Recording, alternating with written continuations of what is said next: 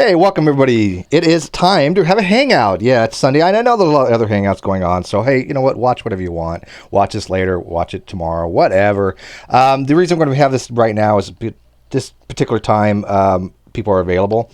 And one of the people that are available is a person who's going to be arguing that DNA is a code. And so I really want to get somebody in here that has that position because the last two polls that I took, the first one was in Twitter, and that was about 91% says DNA is not a code, and on G+, 91% DNA is not a code. Now, let me specify when I'm talking about here before we get too much into this, because there's been some people being taken aback by the limited amount of information that we've said when we're asking the question, is DNA a code? So I want to make it very simple. We're not asking if the symbols DNA represent a code. We all know DNA represents the deoxyribonucleic acid. So we all know that that's a code for that. That's not the argument. Nobody's arguing whether the actual letters represent some kind of code that's a chemical. Agreed. We're asking if the molecule itself, the DNA molecule, is considered to be a code. Now, we can look at it from different perspectives, from information theory, biology, computer theory, whatever. So there's a lot of different perspectives by which this could be approached. It's been very heated on my Facebook. Neocon Mint here and Stephen Hoyt have been two very active, vocal people that it is a code, while most people that I've seen seem to be on the same page that it's not a code, especially from the biological or genetic perspective. So, I know Tyler Durden still thinks my question's vague. So be it. It's not. It's on my Facebook. It's been on there for 4 days. I don't think anybody got confused. It's very, very simple. Is DNA a code? If you think it is, say yes. If you think it's not, say no. Use any context you would like. It doesn't really matter. The question is simple: yes or no. Is DNA a code? You answer yes. If you think it's not, you answer no. Then you can get into the explanations about what you think is the context of the question. Is fine. I don't have to explain in detail what context a question is being asked if I'm asking for a poll, if it's a very simple question, as if DNA is a code or not. So it's up to you guys to really kind of determine to yourselves what the context will be. So let me kind of go down the line here and get people's positions in here real quick. And Dave, I got to re-show you, I guess. Okay. Oh, by the way, the link to join is on G+. This is a streamed hangout. It cannot be sniped, and I have to actually show people in broadcast because I have cameraman on. So we won't have any problems if trolls come in. They won't be able to be shown, nor can they snipe. So anybody can come in. So let's start with the positions that DNA is not a code real quick. Let me introduce them real quick. Dave, you here? Hi. Yeah, I'm Dave. Yeah, I'm here. Okay. Well, Can you hear me? Yes, and your position? My position is it's not a code. Code implies that someone actually wrote it. It's actually a language. It's meant for someone else to read it. It's some kind of or encryption or something thereof. Of course, I come from a computer world, so when I think of code, I think of languages and so forth. So. Okay. And which is kind of strange because I've noticed the propensity for people that are into computers to generally more considered a code than the people from the biological side. So that's odd. You're in probably a minority group there for being a computer guy. So, all right, Jackson Wheat, my buddy, one of the smartest people we know. It's scary. I don't know about that. Oh, you're gonna be a savant. Yeah, trust me. So, well, too kind to me. I watch your videos. They're brilliant. Great stuff. I'm honestly, I'm not trying to be pejorative, but I can't believe how young you are and how much you know. I hate that because I wish I would have known that much at your age. Well, it's all stuff I can't use in the modern life. You know. You can. Oh, you will. You'll use that stuff eventually. Trust me. It'll come around. Yeah. But anyways, what's your position? Yeah, as a biology student, I would also have to agree that I do not think DNA is a code. I like Dave's description of it. That code is a purposefully created system or language. Okay. So yeah, I have to agree with that. All right, and then Neocon Mint. Now you've been really actively vocal on that DNA is a code. So you want to give your background, the why it is, Yeah, and first of all, while just you're to doing make that, sure I'm we going to have get other people to join. understanding. Go ahead. Yeah, just to make sure we have an understanding. I am a computer guy of about 35 years experience, and no, it is a code, specifically because biology describes it that way. It's only a question of an interpretation because a code, like for instance, an EEPROM, whatever you call it, it's still a code within not two people, but actually just two things, and that's why the biology is too. So by function and by purpose, DNA is an actual code described by the biology dictionary and the way the process goes. By when you create, for instance, example, uh, um, if you duplicate the DNA or you create protein or stuff like that.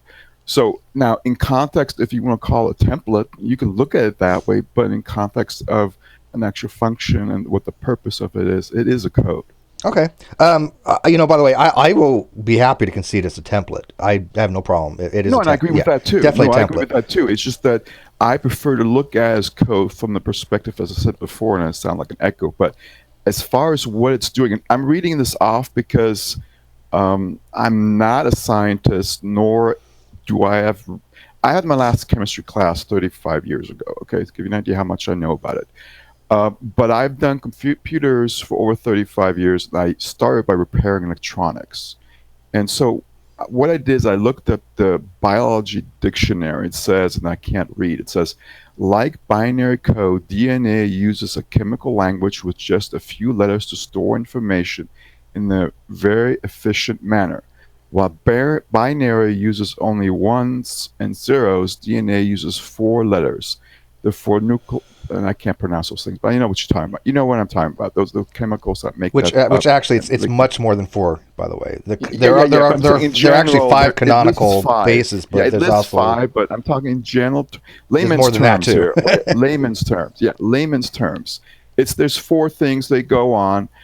I have a video describes and simply in there it says it reads the code, and what's doing is encoding and decoding how it's going to make the duplicate stuff. That's the way I see it. So Okay. I'm still looking at it that way. There's other things I have here that confirm it's a code, but again, it's a question how you view it. If you say to me that the DNA is just a template, I'll agree with you. But I'm still going to insist at the same time, if I'm going to have to agree with you on that, it's also a code. See, when I see the word code written in the literature, I'm taking it as an analogy. I think it's analogous language. I think it's just a way to explain something. I don't think it's meant to be taken as a figurative code in the way that we describe code. I think David did a wonderful job in describing it. I would also add on the way, and this is more stipulative. I'm okay with that. I'm not saying this is the formal definition of code, Right. but the way I Right. look at a code is that it sends some kind of message between a sender and receiver. It has to be something that has a message to it. There's something that has to be communicating something Right. between one In person simple and another. Or terms, something if you're along those talking lines. about the literature, that's wonderful. But if you look at the dictionary and other things, what you're really looking at, just like an analogy to the program, not an analogy to the code, but an analogy to the program. An analogy doesn't to a program or code is not necessarily a communication between two things that can understand and do any intelligence. It's just it needs to be able to send instructions. Really, what a code is. Well, what about the So, non-coding portions of DNA, the junk? well, again, I'm referring to the DNA, and I'm including that with it because DNA is DNA. So Right. I'm That's talking about the whole thing. So when the enzyme runs the DNA, it goes ahead and uses the code to duplicate stuff. That's so. the way it is. So So you're saying, and I'll get RC in here in a second. You're saying that even though you have two distinctly different portions of the DNA, you have the coding, the non-encoding region. And when I'm meaning non-encoding, I'm strictly meaning for protein. I'm not talking about things that code for regulatory RNA or anything like that. okay, you're talking way over my head. Like I said, I don't know chemistry. All I can tell you from what I've looked at, and what I'm looking at is the way it functions. It in order to okay, in simple terms, in order to go ahead and duplicate yourself, I mean, duplicate a cell, you have to send information, or in this case, instructions, on how to do it. And that is what the DNA itself is doing within the structure. of itself. That's but why you that's see first of all template. that is two different things. The genetic code is not the same as the DNA molecule itself. We're talking about the Well, that's what DNA I'm molecule referring to. itself. Well, that's maybe the problem we have.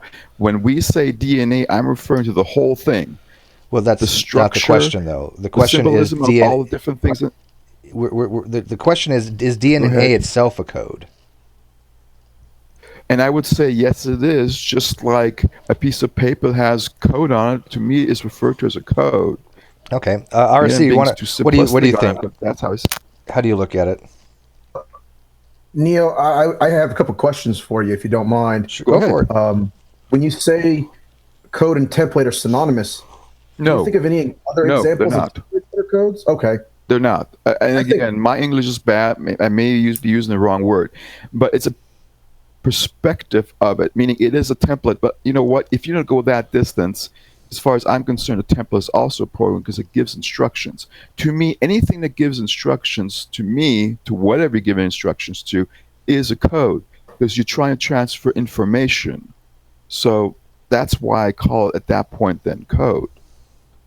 Okay, so you're saying that a template can be a code as long as the template In a certain contains perspective, but information. it's very limited in the way you would think of it as a template. RC, do you consider a template? And it's more. You got to be more specific as to what kind of template you're looking at and referring to. RC, would you call it a template? What? Say again? Would I was asking RFC, would he call it a template? Because I have no problem calling it a template. I think it is a template. I think template is probably the most accurate Okay. way to describe DNA. Yeah. Not necessarily that it has specific If you want information. to look, if you want to look at the DNA structure only, it is indeed without question a template. But functionally speaking, as it processes and actually duplicates it, it becomes DNA because it's reading the code within the DNA. Well, I mean, are you looking at it from DNA replication, or you look at it from protein synthesis? I'm looking at what the function of the DNA is and what it does when it creates, for instance, a protein or duplicates itself with a cell. Is it being a code both times? Because obviously, is it being a code each time? Because DNA, if it replicates itself, then obviously you don't need to bring in any of the RNA synthesis in the codon charts. It has nothing to do with that at that point, right? I don't get what you mean with that. To me, what I'm looking at is DNA has a structure. DNA, when it does its function, it runs through and reads the code within, be able to duplicate itself. So at that point, becomes a code. So there's yes. I have an analogy for you Sure. that might help you through this. Okay. The reason I don't think it's a code, because to me, DNA is a convenient package. That's the way I look at it. It's a convenient package for a bunch of parts stuck together. Because all the stuff in DNA is the parts used to dictate. Right, and that's what makes a template. It's the parts of a template that tells it doesn't tell anybody anything. Right. It's like saying the parts of a car are code because they tell the car but how they're to be a given car. code because if I take a bike and I ride on it, as an analogy, if I go on the bike and ride on it, the bike is not a code, but me taking my feet and telling it what to do, I'm now giving it a code. I'm spinning the wheel on it, the pedals. But when I look at the DNA molecule, what I see is chemicals. I see it in nucleotides that are, strung together by these bonds. Right. So if you present the DNA molecules to me, I will say, I recognize a template there. But once I watch the action of what DNA does with the rest of the stuff to be able to duplicate, at that point it becomes a code because the instruction are being processed and sent across to make the actual function work of being able to duplicate. It is a code because it needs to read it and process it. But isn't a code something a code that it stands alone? I mean, I don't need an interpreter to look at a program code and say this is code. Right. I should be able to look at a DNA molecule, and regardless of knowing how the protein synthesis works, I should be able to say this molecule is a code, and I don't see that at all. Like literally nothing about the DNA molecule to me represents a code, except for analogy. Okay, well, I see where you're coming from on that, but that's what we have a disagreement on, essentially. And I'm not good with terminology and arguments, stuff like that, but I all I'm good at is explaining. One of the jobs I have right now, for instance, I teach computer classes to people who don't even know how to use a mouse. So it's like the analogy to it. I'm trying to think about this. Hold on. The way that I'm looking at it, I guess, because you're looking at one way, I'm looking at another, and I'm reading through some stuff here, and I guess I'm going to be reading off. But one of the things that they're referring to is the description of what I gave before is called the biology guy would be able to tell me transcription or something like that. Translation and transcription. Transcription. Yeah, When that's happened, translation. that transcription on the video I saw is specific. Explained this. It's reading the code. But within transcription the has DNA. nothing to do with DNA replication. Right, but at that point, the DNA and as the process has a code. Whether you want to look at one part and say, well, it's not happening here, what's happening here, so at that point, it already becomes a code. Well, I still think you were confusing or conflating different things. Mayor RC can help us out here. I mean, I'd like to keep the genetic code separate from the DNA molecule itself. Now, obviously, they're interrelated, and I think there could be an argument either way. I know Ruhif thinks that the RNA synthesis chart is a codon, is a code, and the codon chart's a code. And I see his reasoning for that. I, again, would think that's a different argument, and maybe... Well, the RNA, then at that point, when you get to I don't think it is, but... protein is a template, but as it processes it, makes the other molecules, other stuff with it. At that point, it is now reading information, getting the instruction, and reading it as code as it's processing. But That's why I call it code. I know what you're trying to say. You can look at this as a whole analogy, but I'm looking at the way you want to identify the thing, the way what's its purpose, and how does it work. And when it comes to how it works and what the purpose is, it's a code. How is it identified? It's a template. And that's how I'm seeing this. Go ahead. That's why we have the same look at it, but by definition, in layman terms, if you look it up in a dictionary, even it says, what's the definition code? DNA code. That's one of the problems I run into a lot too. People using colloquial dictionaries to try to argue something that's a very specific Just like thing. you're being specific about saying it is a template because you're looking only at the structure. Well, I think everybody agrees it's a template. I don't know anybody who argues that it's not. That could be a Correct. separate argument. Correct. I mean, obviously, it's a template because when you pull the DNA apart and you have one side of it, the polymerase will come in and make the other part of it, make the put the the corresponding anti nucleotide on it, right? So if it has A, it'll put T or whatever. It'll build the RNA mRNA strand off that. That's the template it uses to build the mRNA, and then mRNA goes to gets translated from the codons to the protein, right? So Okay, until I saw the video you gave me, and I watched it maybe 2 or 3 times, I never heard of this stuff. So what you're telling me right now is going over my head, but I get a general picture. So, well, you're so adamant that's a code, though. But if you don't yeah, really it is know a code, but it well, is hang a on, code. wait, The hang on, function I Neil. explained. But Neil, Right. Neil, By the wait. function I explained, it is a Neil, code. if you're not that familiar with the basic central dogma of biology, which is DNA replication and protein synthesis, why would you think that it's a code when everybody, like for example, Dr. Herman Mays, PhD in genetics, is telling you it's not a code, and you're telling him he's wrong, and yet you Yes, don't know what it is a code. you don't know what the what it means to be a protein synthesis process thing. I don't. Well, the process of it is a code because it's encoding and decoding. I mean, it's that simple. But it's really not encoding or decoding any messages or anything of consequence. Sure, it is. It's just the message chemicals. of how it's going to duplicate.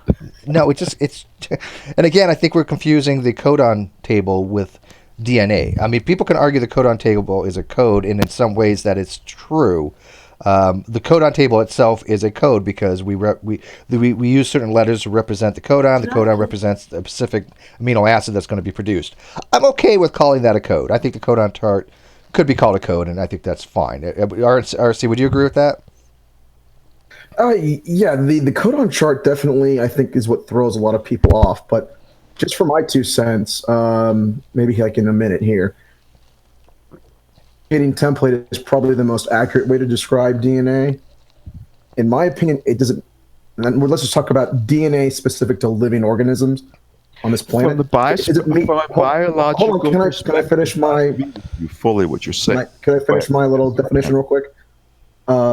In just that perspective, that type of DNA, in my opinion, is not a code because the genetic code is really based on the chromosome, not just the DNA. There are things beyond the level of the DNA that contribute to the code and the products and the function of the system.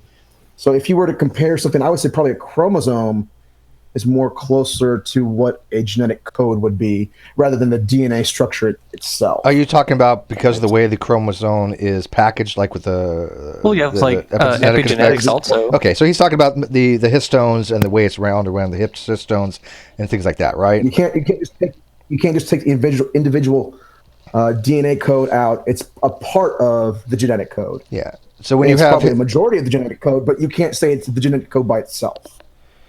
It's not a code. So when you have a acylation, when the histone, it has the DNA winding around the histone, it kind of relaxes it, so the polymerase can come in and kind of read it. That process, okay, because that's going to affect that's going to affect it quite a bit, right? And that falls under epigenetics, correct? Correct. Okay. Yeah, right. The DNA is being read. By being read, that's what makes it a code, because now Neil, are you familiar with histone acylation and histone deacylation? I know nothing. It's not just the DNA that's read. It's the DNA and the structure and things beyond just the individual letters that are read as this code. It's very complicated, more than just A, T, G, and C, which, like I said, those might be canonical, but there's methylated versions of those things as well. Not the entire code. It would be synonymous to saying, okay, I'm going to give you just the consonants in the English alphabet. It's part of the English code, but it's not the complete code itself. Yeah. Okay, so you're now making so that means, as an analogy to computers, what you're trying to tell me is that the firmware on the equipment is not code, but the program language to make the operating system is? Really? Well, the operating system is code. It's based on code. Right. So it's a firmware, meaning what he was just referring to. You're talking about part of what the DNA is doing. Once the DNA gives you instruction, it has code. It is code at that point then. But it's not giving any instruction per se. The things are operating on the rules of chemistry. It's saying, here's this particular chemical. Here's the chemical I have to attach to it. Mm-hmm. Or here's the chemical that I need to make the other strand, the complementary strand. Right. And I think the way that I could exemplify... Okay. So the code to me, and the way I'm looking at it, I'm sure I'm wrong and people are going to argue with me on this one, but the way I'm looking at it, when you look at the structure, the chemistry itself has rules and communicates with the way it's going to do its links and dislinks of the But those bonds. are just based on laws of nature. So chemistry doesn't communicate. But those are still communicating. They're communicating how they're going to link up and stuff. So at that point, if you can look at it from that perspective, they interact. Even then, that's a code as they're doing things. I understand that when you look at that point, it's simply only a structure. My simple point is, once you process that and you're reading the instructions, at that point, the instructions information, whatever you want to call it, itself becomes a code. Because it's doing something. It's sending information across. It's communicating, not between two beings or anything else. It's just communicating between two different things to get something done. And that's why it becomes code. CRISPR, you there? Well, Leo, if I could just object to your code definition for a second. Go ahead. If DNA is a code, would have to always give you the same product. So if you had AG, that would always have to give you the same product if it's truly a code. And is that... Well, unless there's an error. Obviously, there's errors in the reading. That make up the code. There are things beyond it that determine what the product is that is made. But what I'm saying, okay, that's the big code. Right, that's the big takeaway. Neocon, hang on, Neocon. What he's saying is there's more than two... I understand what he's saying. I understand what he's saying. That's what I'm saying. My point of view of that would be that if you have a set of instructions, some instructions could mean different things for what the process is doing, but it's still code. That's my full point. Nothing more, really. I understand different viewpoints and perspectives. We can say it's not code from your perspective, but from a perspective of what it's doing at that point, it becomes code once the instructions are performed. But Neocon, do you understand? Do you understand what RC is saying? Is that the way the things work are a lot more than just the way the nucleotides are Yes. arranged in the There's DNA. more codes involved and more procedures. Well, it's not really a to get code. the job done. Histone acetylation is not a code. Histone acetylation is just a matter of how much tightness the DNA is wrapped around the histones. That's all. And if it relaxes more, it has higher gene expression. I'm referring to This is very layperson. I'm a layperson, but if CRISPR's here, Right. who's I'm probably going to be a resident expert because he knows more than all of us combined. If we're wrong on this, by all means, CRISPR, just say, hey, you're full of shit and jump in. But the way I understand histone acetylation and deacetylation is that on the histone itself, the winding gets very loose and allows that polymerase to come in and actually do a transcription of it rather than being so tight that Right, it can't does. actually be. It can split it, right? Well, not split. It's. Do you know what a histone is? Yeah, it's the stuff it's wrapped around before it becomes, or however direction you want to look at. When it becomes the The chromosome or Chromosome. there's a chromosome comes apart. Before it becomes a part, it keeps it separate as a helix that's circling around itself. It's kind of like shoving a umbrella in there. The umbrella is the actual DNA, and the umbrella stick is holding it, separating it. That's what that hollow stick thing is, whatever you call it. Yeah, well, So- it's different ways of packaging it, right? Right, packaging. Yeah, it's right. packaging. But I'm talking about, again, I'm referring to the process at the point when the DNA is being processed, split apart, and read, where the instructions are read. At that point, to me, or to most layman people, that will mean it is a code because you're getting instructions. Now, the whole process of duplicating or making protein, there are many more steps involved. Some of them are caused by templates, and some are caused by instructions. Sometimes instructions don't necessarily mean code, but in this case, because of what DNA does during its function and for its purpose, most of the time, as soon as it's just once, it is a code. It is a code. That's the way it is. So. CRISPR, you want to kind of add on to this? And by the way, live chat, I have never ever said context doesn't matter. Please don't twist my words. That it's kind of a little annoying. I've always said context matters, but particularly when you're asking a very simple question, you don't have to dive into it so deep that you lose all relevancy of what the question's asking. It's kind of a very simple question. Take it for what it's worth. Answer it yes or no, and then just kind of discuss, right?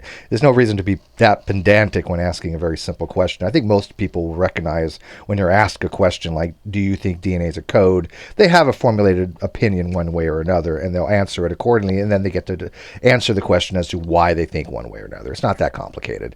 So, okay, so go ahead, And just to Christopher. realize, I'm here for learning how to argue. That's really the main purpose. Yeah. I'll shut up now.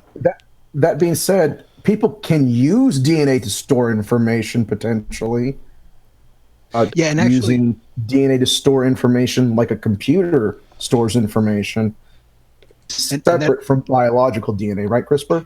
Well, and that gets to the question that I wanted to ask. I mean, I missed the first several minutes of this, so maybe this point's already been made. But, I want to make a point of the distinction between DNA, which is just the chemical, right, and any informational content that might be there in the DNA due to the ordering of the base pairs, right?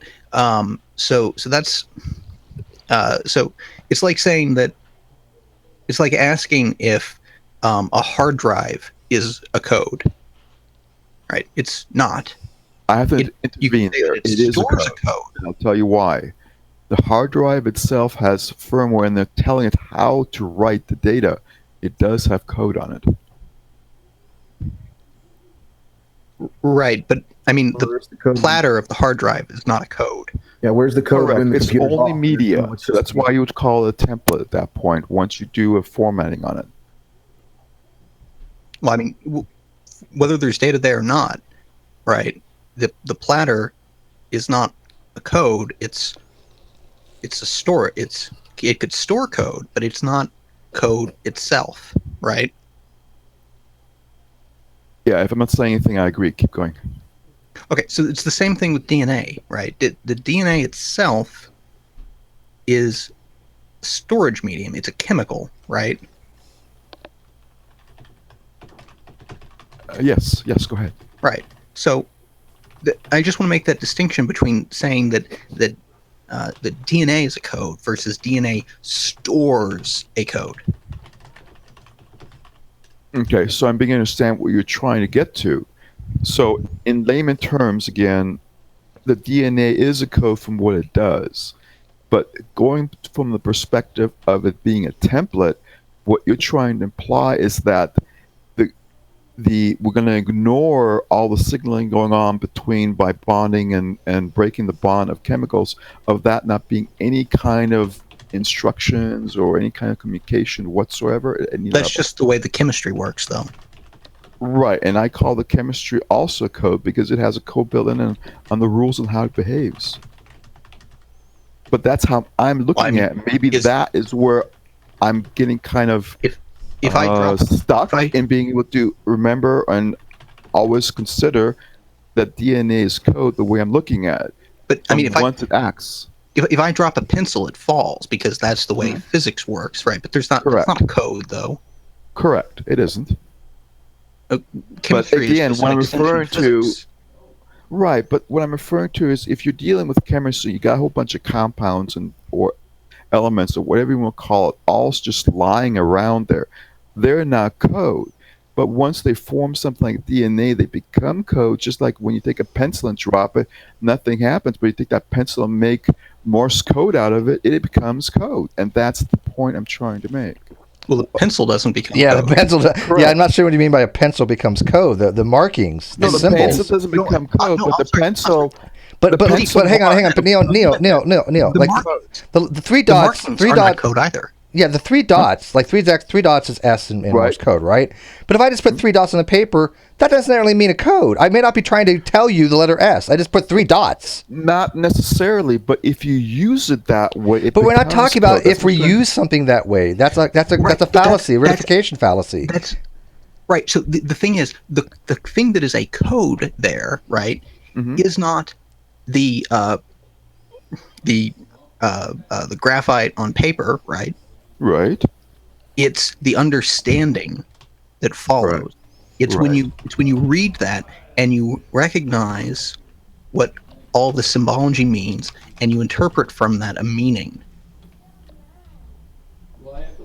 Okay, so in other words, I like CRISPR's idea. I see where you're coming from with this, from a biological view, but I'm still looking at it and going, I'm seeing all these magnetic fields doing their thing and their form and the way the function work is at that point a code. So you've got the code there. But what is it that makes that a code? It makes the code as soon as the enzyme runs through it and reads it as a code for instructions how to do things like. But if that's just the way chemistry works, then what makes it a code, though? Well, so then a computer program, that's just how the computer works. We give it the binary coding, it just But works. that's not the. It I wouldn't say a mechanically very works good that way analogy. with electricity. That's the way electricity works. The chemist.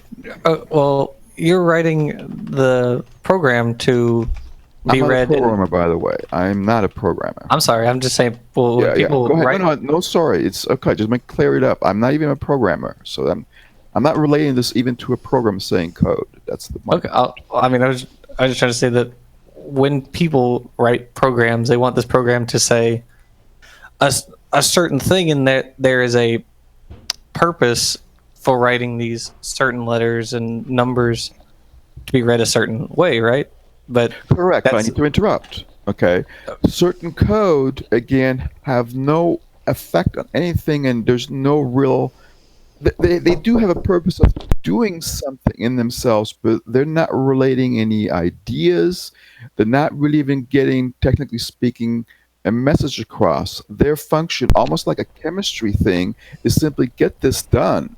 And that's how I see code. If you're giving instructions and they accomplish something, at that point it's code that you're reading to get something done.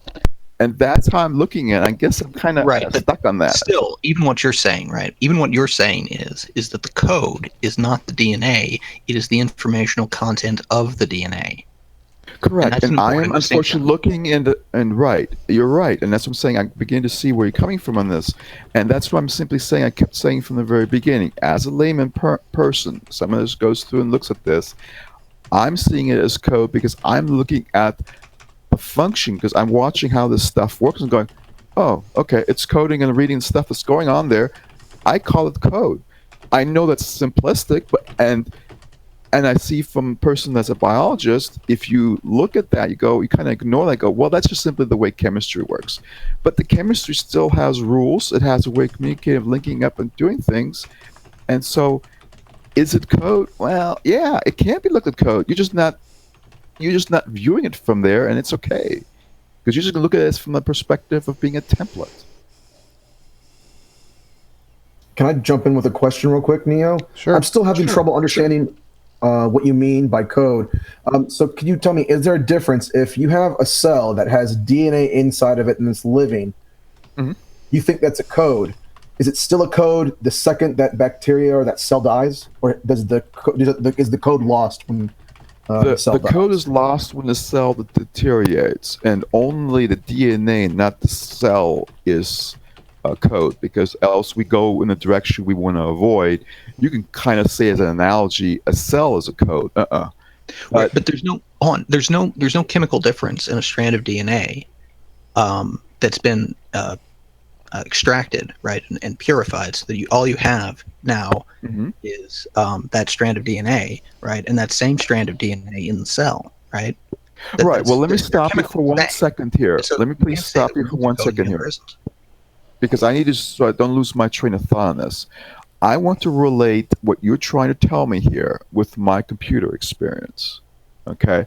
And I have experience with computers from electronics on. I used to repair computers. So I'm going to try to tell you that I'm looking at the chemistry as being my electronic components, and electricity doing the work as being the procedure or the interaction of what they're doing. So when I have code running on these things, they are the ones are doing the decoding. In other words, the electricity still does its thing and works, right? Just like the chemistry is doing.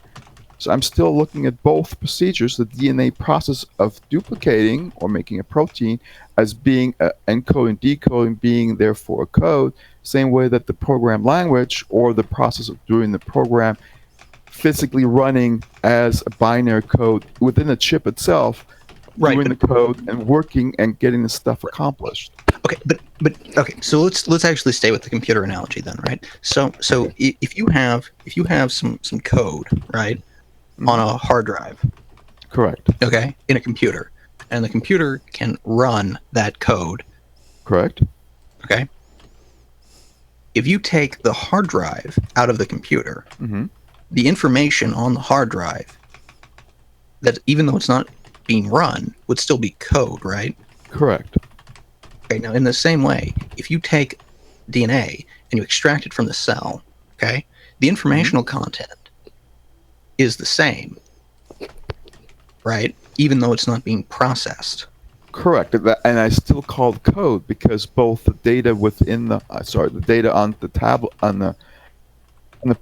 the hard drive itself, the plates themselves. Okay, Right. that's the same thing as the chemicals themselves representing But what the you're DNA. saying making is, up the DNA. but what you're saying is that the information is the code, not the material itself. It isn't the DNA that's the code, because I could take the information on the hard drive and I could transcribe it onto a piece of paper, Right. still code. Right. Right. Yes. Just like I could take the informational content of the strand of DNA and I could transcribe it, Hmm. and it would still be the same informational content. Correct. So it's not. There's nothing about it being DNA. There's nothing intrinsic Has about anything- it about being a DNA that makes Right. their code. And Yeah. so the best that you could say is that the information on DNA is a code. But you couldn't say that Well, the I fully DNA agree with itself, that, and the we're chemical is code. Okay. Which Well, is a this different where argument I we get guess- into, but it is something to be noted. There's a distinct difference there, right? Because he's saying that the DNA itself, just being a hold on. I kinda look- biopolymer, doesn't make it a code. Yeah, I kind of look at that first because when I was doing some research on this, because like I said, I know nothing about this. So when I was doing a research on it, the first thing that got me kind of puzzled is that what they were trying to explain is that the DNA's functionality is actually coding, not making a code, not being a code. But I guess my perspective still is in the way I'm comparing things. And I think this is where the conclusions kind of vary between us. And that is, I am looking at the chemicals themselves being just like the the electrons that present the static on the hard drive when they're doing their data itself. And so when I'm looking at the DNA, I'm going, well, DNA represents like the ons, offs, or whatever. Just like that's like my on and off and my static charges on my hard drive. How I'm going to read them, it's got to be code, and maybe that's again my perspective from what I know. What if that it's I'm looking random? at it as a code. What if it's just random though? Well, if it's just random, that's wonderful, and I won't be able to do anything with that random. Is it still a code? Hold on, let me finish. It's not a code because it's just random crap across, just like chemistry that aren't formed as a DNA aren't code either. Well, what about random DNA? But random DNA won't be able to accomplish anything, right? So Sure. if you got broken DNA, I don't call it DNA anymore. I guess I'm assuming here because my If you don't- understanding assertion would my wording's probably wrong, but I'm saying that when I say DNA, I'm saying DNA that's in the cell that's working the way it's supposed to and is able to make a protein, able to duplicate itself, etc. That to me represents code. Right, but if you say that that broken and random DNA isn't DNA anymore, then you're wrong on a technical level. I That's guess still if you DNA. want to go, if you want to go with a formal kind of logic and stuff like that, I get you on that. But it's the Well, same. I want to go with what but the it's words same actually thing. mean. But but to me, it is the same because just like you got random static on the hard drive or data on the hard drive, it's just not instructions. You can have random DNA splat all over that can't do much either. Same concept. So maybe from the perspective, if you want to say from the concept and the way you're looking at it, I say it's DNA, and I think that's correct. If you want to look at it from a different perspective, I can see where you say, well, it's not code because I'm looking and going, well, I also consider part of DNA as being not code. Well, I consider DNA to be a chemical. That's Yeah, the point and I'm I making. see- Is that Right. So you see DNA as a chemical, and I see the static information on my hard drive as being bits, not code. right? Okay. So going along that analogy to understand each other, my question now again is this: if I just have random static on my hard drive, random charges on my hard drive, that is just bits. Just like you've got the chemistry has all those different chemicals on there. That to me is the same thing. Do we agree on that? Yeah, yeah. The actual physical hard drive, right, is not code, right? No, the to me the platter on the hard drive is media, and Right. it's absolutely nothing. It's not. It cannot even be Right. related to chemistry. The Because only thing that the hard matters drive is itself doesn't do anything unless you first even format it. So you can't do anything with it. right. So again, the important distinction here is the distinction between the informational content of something, right, Mhm. and the actual physical structure of that thing, right? Okay. So to say that that DNA is a code, it would be like saying that a hard drive's platter is code. No, because I'm saying to you that once you've made something out of molecules like a DNA, you got stuff on your hard drive in the electrical Neo, charge format. I think what CRISPR's trying to say is that the DNA analogy here is DNA is the hard drive, not the information stored on the hard drive. It isn't. I can't relate that. I can't make that analogy. Then They're not what? the Then what same. part of the If you DNA is have- the code then? If you have a strand of DNA, right, and Right. you have a hard drive platter, right, Right? the strand of DNA Uh-huh. can be all A's, or it Right. can be a random thing, or it can be a gene. Right. Like the hard drive And can be all ons right, or and the offs. platter Right. can be all zeros, all ones, can be random, or off or it can be a charges, program. right. Okay, Right. so the chemical or the platter right, Uh-huh. is just a No. storage medium. No, this is But where it we're not saying the same thing. contains something, Uh-huh. right? No, that's what we have a disagreement on. I need to make sure maybe that's misunderstanding here. The platter is not the information. The platter is the medium that holds it. It's Just not, like and DNA it's, is the medium that no, holds it's the information. not Then because what is the no. code? Okay, like if on the platter itself, we're talking about the binary. Okay, we're talking about whatever the zero and plus that- by the let me simplify it. magnetism Let me of the platter simplify it. itself. Well, what is the code Let in me DNA simplify then? it. Okay, let me simplify it to you. To me, the platter itself represents just the same thing as the space on the molecules themselves. It is something that holds the stuff together, but does not relate to what we're currently talking about. I'm talking about the charges in the platter once information, meaning either instructions or actually just random stuff is on there, or whether you actually have chemicals put together representing the same thing when you start using it. I don't know how to parse that So because somebody like you're making an analogy help of with that. saying the analogy that I'm not catching it because I don't relate the platter as Okay. being the chemicals. Okay, so what would be the analogy to the hard drive platter then? As I said before, the space around the actual molecules holding space together. The space around the molecule. Right. In other words, the media of the platter is giving a platform to be able to put the stuff on there for the binary information. The same thing with space and molecules. You have space that holds together the molecules, and therefore now you can have something in it and organize and create instructions, information. Or when it becomes instruction, does something to me that means code. So you're saying that the empty space above my hand right now Mhm.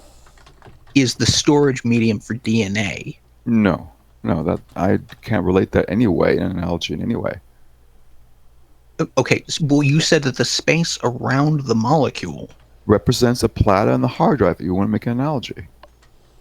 Do you mean the DNA? The platter backbone? itself, the platter on the hard drive is only medium. Just Do like you mean like? Do you mean the like the phosphate backbone maybe or something? Like, yeah, what's the medium? What's the medium of the DNA? To me, the meaning of the meaning of the DNA is its both structure and if it does something, it's a code. Okay, like what part? But what physical part of the structure is the hard drive equivalent to? Of what? The DNA? Yeah, what part? Do you know what the structure of the DNA looks like?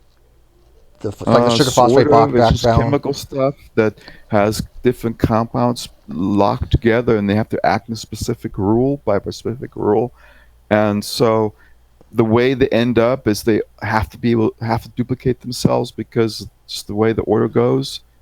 I'm talking like really too simple, but no, I know the specific types of chemicals, the ones the four that we were mentioning, that interact when they unlock, they have to come back the same way again. And again, I know nothing about chemistry. That's my problem. Just like I guess with the computers, I what agree, I'm trying to say is maybe let me try to be more detailed as what I really am trying to say. Let's separate the analogy from what we're trying to talk to. Let's think, because most people in the way we communicate is analogies. So my analogy to you is this.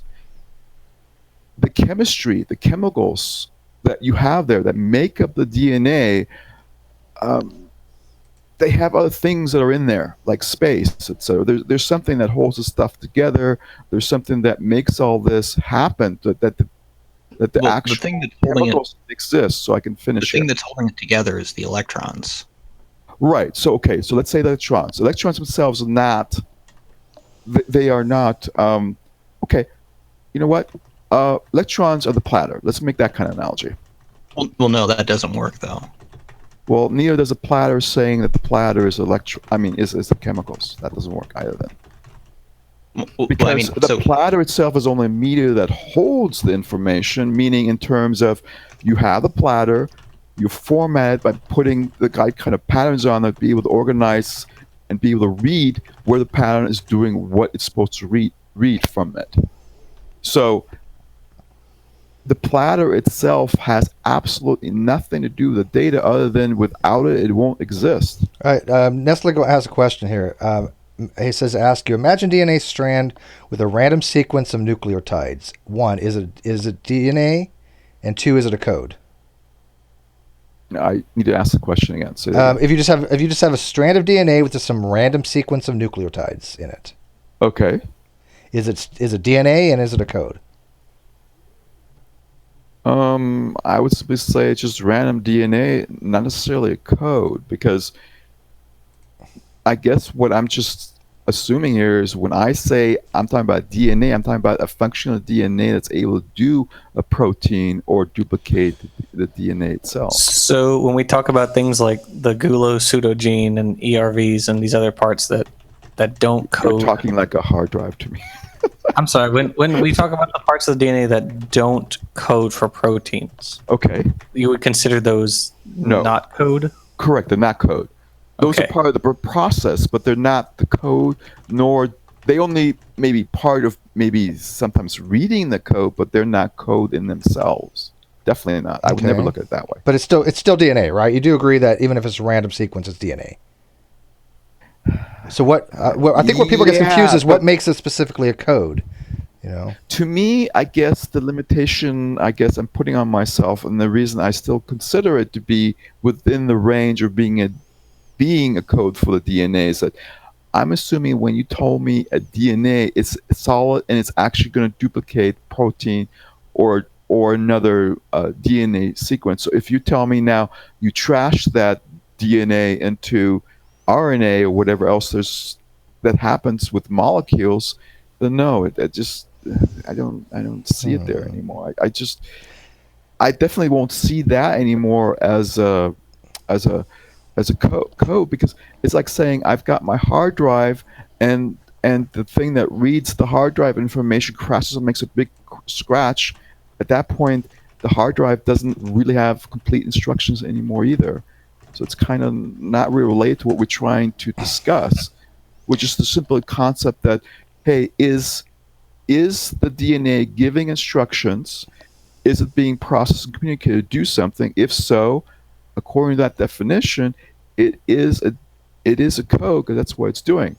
But once you start taking that DNA apart, you start talking about something else. You're now saying, I'm only looking at the structure and tearing it apart and going, is it still called DNA? Well, yeah, sort of. From biological perspective, you can say, well, this resembles DNA, part of it. So I got a question. So wait a minute. If you have like a binary code, okay, and you take Okay. one of the zeros and ones, and you're saying, Correct. okay, that we'll call that the monomer of a binary because it essentially is. That Right, still right. has a meaning, right? Each 0 and 1 has specific meaning that when put together, it gives a message. Correct. Are you saying that holds true for nucleotides as well? No, I'm still talking in context of the full DNA being code, not when you start tearing it apart. And by the way, let me clarify this real quick because the live chat is getting full, and I'm just going to put this out there. My question again, for those who weren't here earlier, my question on G Plus and Facebook was, is DNA a code? I want people to interpret that question the way they want to interpret that question. The context doesn't matter as far as how they're interpreting it. I want their opinion on when they hear, is DNA code? Do they think yes or no? Right? They can answer it any way they want and then give an explanation. If I hear that, yes, DNA is a code because this, and this, because that, and that. That's what I was asking for in relationship to the question where context wasn't of importance.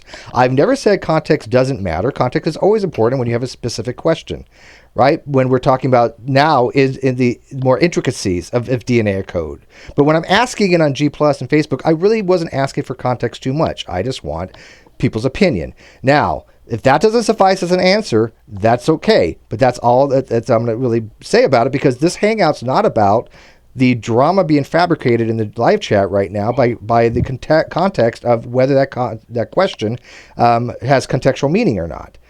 I made it very clear, so people go back to the very beginning of this Hangout and tell when I say context doesn't matter in regards to that question, I wasn't asking it contextually. I wanted to know what people think.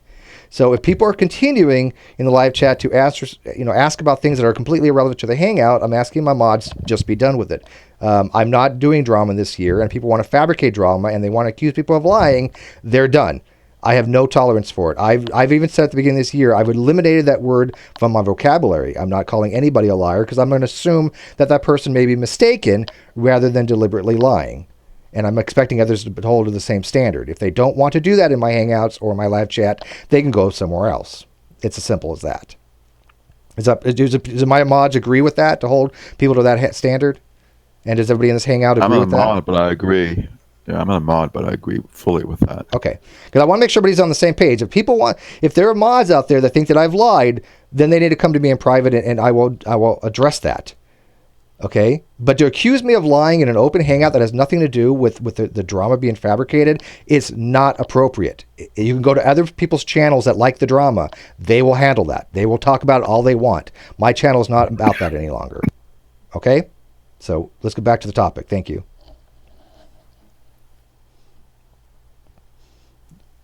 Or just be silent. I didn't mean to kill a hangout. Everybody's like, wow, Steve got triggered, motherfucker. You froze everybody. I think you froze and they're having second thoughts here. You wouldn't want to think the DNA is a code now, Neocon?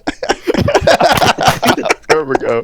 I know where you live. No, I like that. No, you know what's funny, Steve? I got to tell you, Neocon and Steve Hoyt.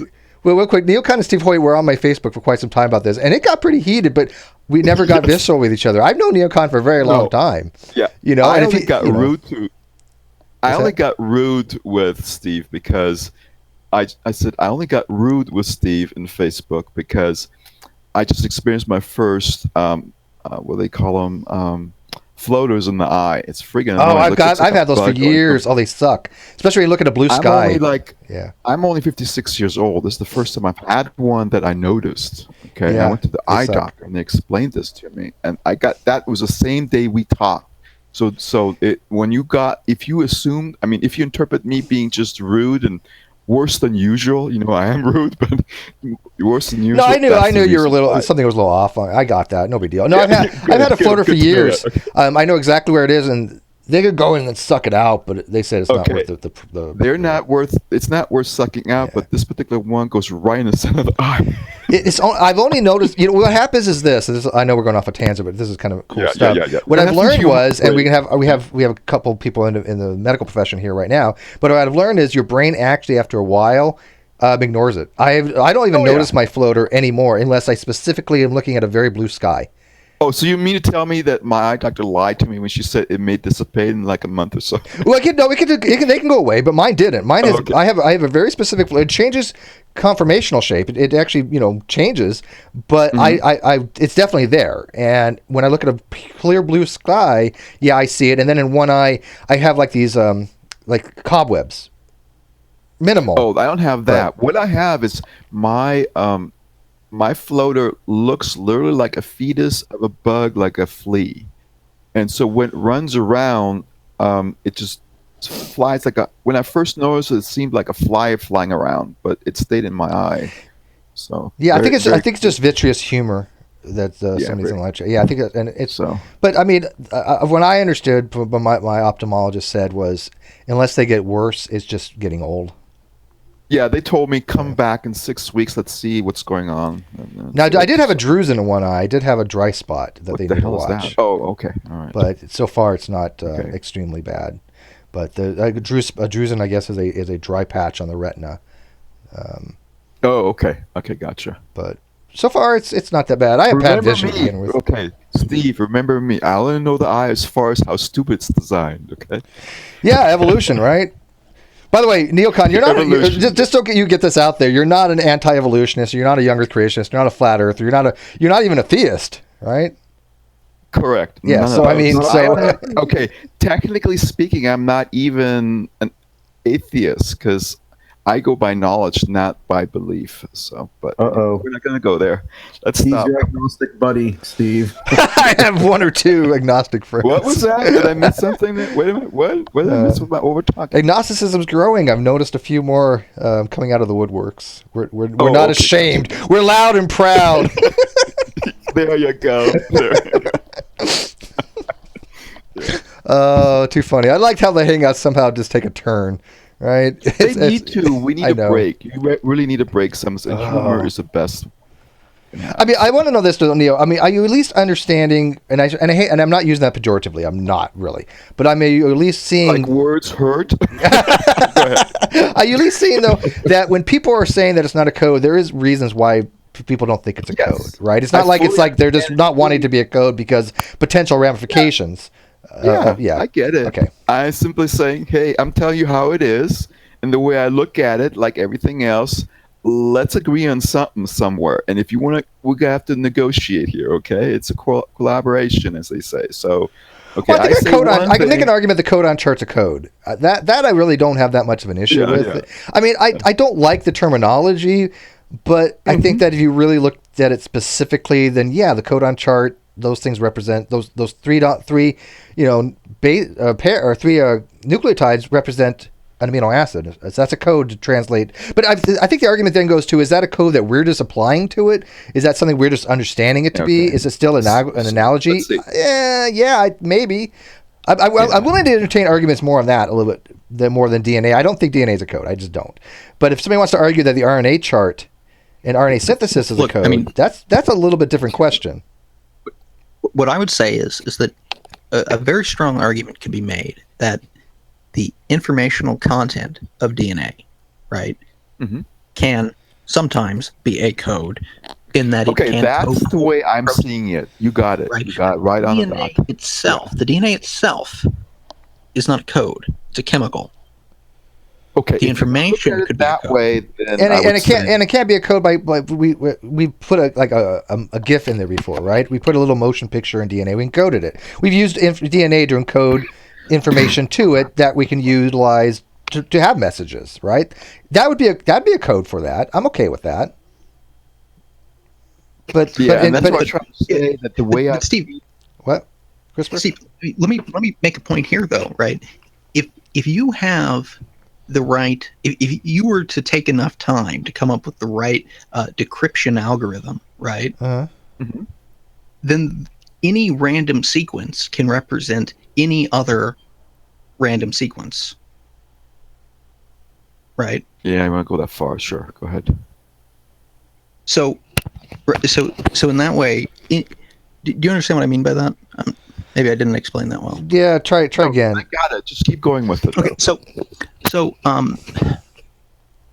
if you have some sequence of information, right, and you want to encrypt it, right, the outcome of that encryption is seemingly random. Seemingly, correct. Right? But depending on the choice of encryption algorithm, you could come up with the outcome could be any random sequence of information. Even though it came from the same starting sequence of information, right? Right. Well, okay. So that means that any random sequence decoded through the appropriate algorithm can be any other random sequence. Yeah, and the way I relate that is to say or picture a programming code that's being used by different, let's say, procedures of a program. It's still code. So, but anyway, that's okay. No, I see your point of view, because that's the two things that always caught me off guard. I'm going, hold on, this is a template, no question about it. Okay. I mean, let me put it this way. I just learned about what the difference between an element and a compound and a molecule is. So, but I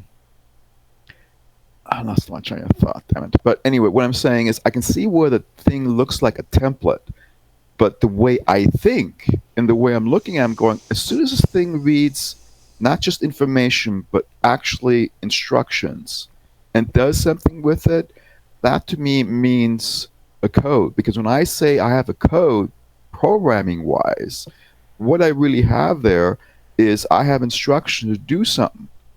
and I'm writing them down. But are they in instructions in the in the intrinsic sense?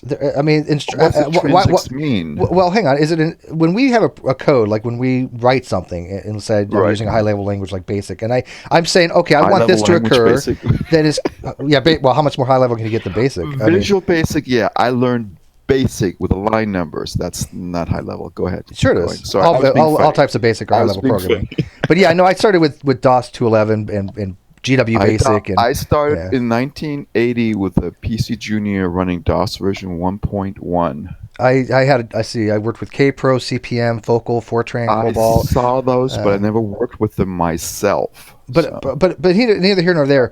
Right, go ahead. The DNA itself doesn't have instructions that need to be go through a compiler, interpreter, or anything like that. It's basically here's a chemical. What chemical goes with it? That's basically it. Mm-hmm. You know what chemical that. Now there are errors that creep into there, obviously. But when you're doing translation. Right, and that's or even why I was transcribing, even the initial part of I should talk about transcribing more. When you're transcribing the DNA into mRNA, that's a very set forth process, right? I mean, there's nothing really needs to be interpreted in it. If it's a T, it's going to put an A. If it's a G, it's going to put a C. But that process to me means code. I think that's what we're why. trying If it's to just a matter of chemical reaction, saying, hey, what's the affinity of that's going to bond with this, right? You're not going to have T and say another T is going to come along and join with it. It can't. Mm-hmm. So I don't see it as a language. I don't see it as a code. Yeah, and see, this is where distinction I make, because to me, a code doesn't need to be a language. It simply needs to present a message or give instructions. So But there really isn't any. that's what that rule. That's what the DNA is doing when it does the work. When it's on its own, it's just a structure. See, when I or think code, template. though, I think of a message between sentient beings. Right, we or think differently what code means. between And between because- things. Yeah, because I guess we think differently what the code really means to us, and that's really what the source of this whole Look, I'm fine. discussion is about. I guess. If you want to define a code as as information that has some outcome in some context, right? No, then instructions, not just information. Specifically, need to differentiate here between the information, just like garbled data on the hard drive Right, so- compared to Right. instructions. So if you heard the entire thing that I said, right, that it's information that does something Mhm. in some context. Correct. You're correct. Okay. So right. So if you want to define it that way, then that's fine. That doesn't require it to be communication between thinking agents or anything like that. Mhm. And in that context, I'm fine with saying that the information stored by DNA can be a code if it codes for something. Correct. And we agree But completely on that. that still doesn't make the DNA a code, right? Because you could still take the sequence of nucleotides that codes for the thing, right? And you could write it out on a piece of paper. Okay, and if that's not still a code, if that doesn't still represent a code, then it's not a code. Then the DNA, then you've got a problem, right? Because then you're saying that the information isn't the thing that matters; it's the physical structure. But if it's the physical structure, then it doesn't matter where it is, and the context doesn't matter. And I'm sorry for triggering Tyler there by saying context doesn't matter. But He's calmed down a little bit. I think people have calmed him down. that was a joke. Yes. Don't indeed, freak out. Indeed, yes. Do you see what I'm trying to say there? Yeah, I understand your viewpoint. I fully agree with it too, believe it or not, because I can see from your perspective the way you know so much more about how this chemistry and DNA works and processes compared to what I know about computers in general. I can see how you can interpret that and go, no, that's not really it. But in my lay terms, I'm still gonna, I guess the word is insist that it is code. But I'm looking at kind of a little bit like you, because I'm also saying it's not really code until it really does and is able to be read as instructions and something's done with it. But see, that's the thing that really bothers me, though, is that if you're saying that that if I have a piece of DNA, right, Mhm. that if in the cell, right, and transcribed, Mhm. produces a protein, then you would say that if in the cell, it's a code. But if it's not in the cell, it's not a code. And to me, that doesn't make any sense. Yeah, I It guess doesn't I make any see where you're sense to going with say this, but that. I am not relating in any way that way because I completely separate when I talk about the cell and the DNA. I'm only focusing on one thing, and that is the So it DNA seems to me then. itself. Yeah, the structure of the It seems DNA to and me what it then that does, its purpose.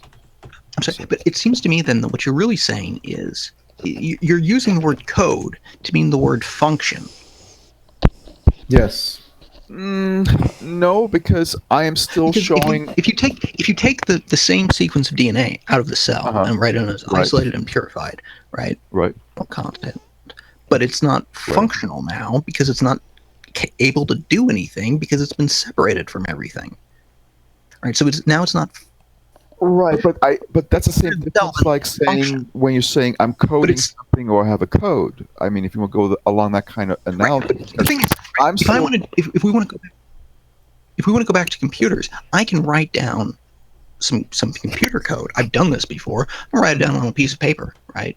And Mhm. that's right now on the piece of paper is information that represents code, right? And if I type that into my computer and I compile it, Mhm. it can execute as code, Right, right? correct. So it's code when it's on the paper. It's code when it's on the hard drive. It's code when it's being executed, right?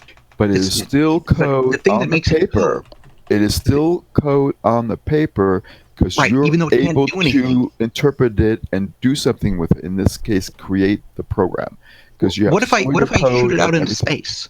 Hmm? What if I shoot it So, out into space? It's on a piece of paper, shot out into right, space. Is it still okay, code? yeah, it's still code. What if I encrypt it so it's seemingly just a random sequence of symbols, and I then take that then and I shoot all it I out into say, space? Is it still then code? all I would say to that, then all I would say to that, that it's simply compressed code, but still, it is code. Yes. Can I Right. take a So crack at what what you're matters is saying? the information. Yeah, I think Neil, what you're saying is that in order for it to be a code, something that is exchanged between two objects, two entities, or whatever. And you're saying in the case of DNA that the molecular chemistry is it exchanging the information in DNA, and that's what makes it a code. Does that resemble your position? Not precisely. It's close. I'm looking at it a little simplistic because, like I said, I know computers. I know nothing about chemistry, but what I do understand from what's been described to me, or what I've read, etc., is that what's happening is the enzyme runs through the DNA right between the bars that go on. They have a specific ruling within the way the chemistry interacts, and they are actually reading these different types of chemicals and then encode and decode and do what they need to do. So as they're doing that, they are using that template as a code. And once you use it as that code, it becomes a code. So that's the way I'm looking at it. So in other words, I'm saying that the DNA itself is a structure. Okay, that's fine. Call it a template. But as But soon it as doesn't make any it doesn't make any sense to say it becomes a code if there's no change in Right. I information. don't see that either. oh, I see what you mean. Okay, well, okay, I'll agree with that. But then the point is, and I'll say, okay, then okay, it's always a code, but if you're going to look at it from perspective of being a structure, it's a template. That's the way Christopher, I let look me at Okay, it. ask you, in so your experience, though, when a biologist or geneticist talks about, and I want to keep it separate from the genetic code if we can, just for a second. If a biologist says the DNA code or the code in the DNA, and something relating to DNA specifically as a molecule, are they generally making it an analogy, or are they actually really saying that DNA is a code in your experience? I mean, so usually then at that point they'd be referring to the information, not the Which is a different thing, and we can definitely get into that. I want to, and I do think that's an important distinction: the molecule itself, as opposed to the information of the molecule. right? Yeah, I mean, Christopher? I don't take issue with people. I don't necessarily take issue with people saying that the information. I mean, if you want to say that the information of a gene is a code for a protein, I don't have a problem with that, right? I think that's a different It's when you say argument. that Yeah, it's when you say No. that the DNA itself is a code. That's weird. yeah, that's Oh, that's my big It's like thing saying too. a piece of Right, paper is. right. I It's see like what saying you a guys piece of mean. paper Okay. is a. Okay. Right, and I think I there's see a what you fundamental mean. distinction there. Now, I think there's still an argument to be had whether that information is a code or not, but it's more likely a case where you can make an argument that it's a code than if you say the DNA molecule itself is a code. Because once I hear people say DNA is a Well, there's code, I don't see how a I molecule think can that be a code. there's an implied context though. When if you say that a gene is a code, there's an implied context there. That what you mean is that Yeah, I And am that might be implying a true, lot. right? And I agree with I you agree that. with that. Yeah, I think so. Yeah. There is an will implied encode context. for protein, But you, right? And so but Chris, but do you think the I layperson don't takes think that hyper literally? I mean, when people send me things when they're saying, talking about DNA as a code, do you think they're taking? That's my whole point of the whole hangout. Is I think they're taking that to mean literally that the DNA is the code, rather than distinguishing between that and the information that is later used for protein synthesis. Those are two different things, and I think they're conflating those I mean, I together. think- Do you see that? well, yeah, and then they also then go on to have issues with the distinction between information as being they think that if it's a code, then it must be a product of an intelligent mind, which is just an additional error in reasoning. Yeah, that's a whole other argument as well, and I don't think that's a valid argument in any way. But I specifically wanted to tell people, if you think it's a code, that's fine. You don't have to talk about the ramifications. Matter of fact, one of the there's two people that I noted had said yes, it is a code. Two of the people are young Earth creationists. One's a flat earther. So I mean, obviously, and I'm not trying to poison the well here, but I'm sorry, but if you're a flat earther, I really don't give a shit about what you say anymore about anything. I just don't. I don't. I'm not. I That have to sounds laugh, so mean, but I'm sorry. It just means that I don't take anything you say with any grain of salt. I can't. But The Earth that's flat. The universe that's flat. the universe is flat. I am a flat. No, Earth. the head is But flat. I'm a flat universist.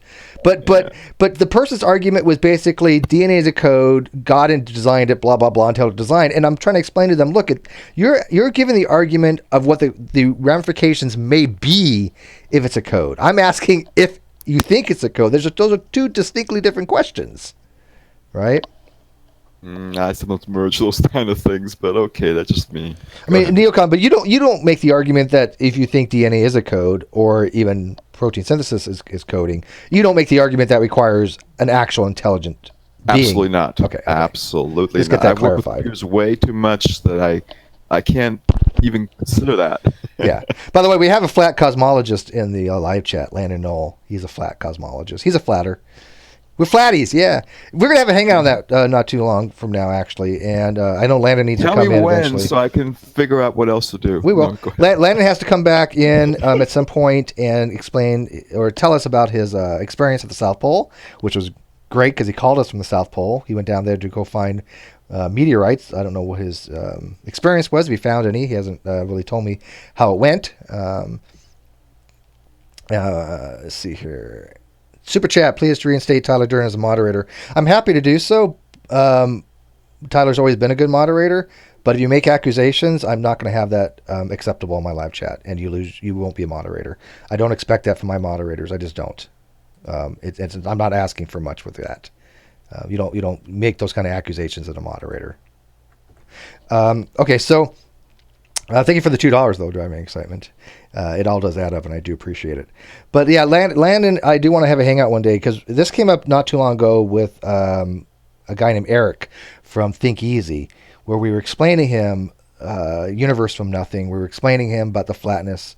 And I think that is a very interesting topic. And if Landon wants to come in and kind of explain to people why the universe is flat, what it means, what it entails, how that produces a universe from quote unquote scientific nothing, which is basically quantum fluctuations, that'd be interesting. I'd be down for that kind of hangout. Oh, they found five meteorites near 80 degrees south. Nice. And he said the South Pole was cool. Yeah, probably more than cool. It's quite a procedure for Landon to actually make a phone call down there. And I'm not talking just about the satellite phone. I'm talking about trying to keep cold and warm at the same time where you're not overheating and you're not, Everything is relative, including cold and cold. So, yeah. Sort of. I mean, absolute.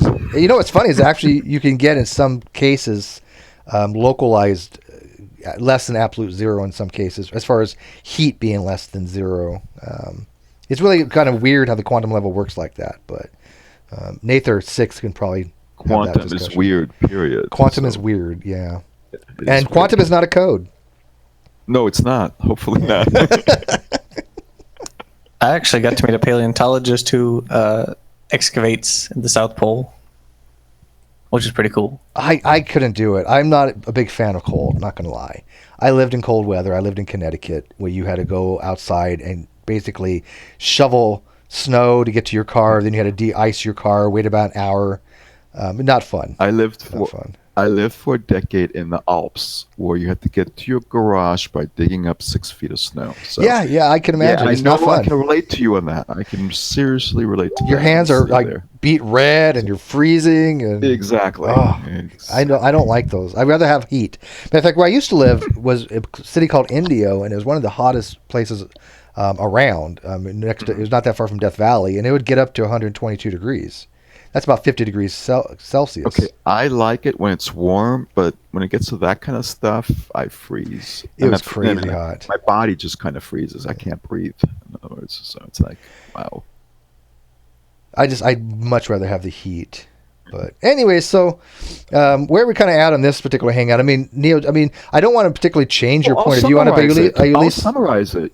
Go ahead. You know what? I'll summarize. I'll simply say that the section of the DNA that does the processing is code. So when I look at it, I say it.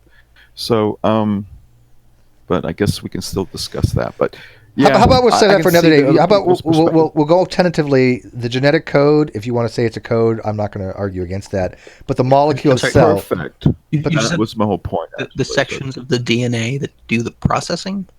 I think he means that represents code, represents protein. My wording is very bad. You talk about the encoding part of the DNA that actually encodes to a protein at some point. Right, the stuff that goes in between the two, where the ladder splits between two chemicals. I call that the part that's being read. Wait, what? I'm sorry. What? Yeah, you've lost me here. So be. Go ahead. I'm what do you call it? Terminology challenged. Okay, the ladder of the DNA thing. There are two the ladder strands. itself, the strands itself. Each strand has separate chemicals at the base. I mean, at the center, the two the word combines, and that's where the code is that is then interpreted to do the job. Yeah, I don't. No. Okay, that's how I saw That's the problem. I can just do this really quickly, right? So what happens is you have the two strands of DNA, right, and you have complementary base pairs, right, and they base pair through hydrogen bonding. That's just chemistry, right. And what will happen is that these two strands, they'll be separated from one another, okay, and then RNA, a complementary strand of RNA, will be made along the DNA.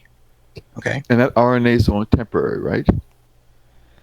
The RNA doesn't last forever. It eventually gets degraded back down by enzymes. Yeah, RNA is not terribly stable, but that's not really relevant here. So the point is that you now have this strand of RNA, right, that is complementary to the strand of DNA that got transcribed. Okay.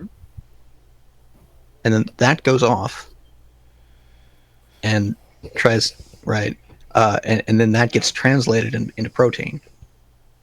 So when you're talking about DNA, all that matters is strands come apart, complementary strand of RNA is made. Okay, so then I see where you're getting this idea. Okay, I then understand why you're so strong in this idea that it's not a code, because you're simply saying that the whole process is really a question of structure, right?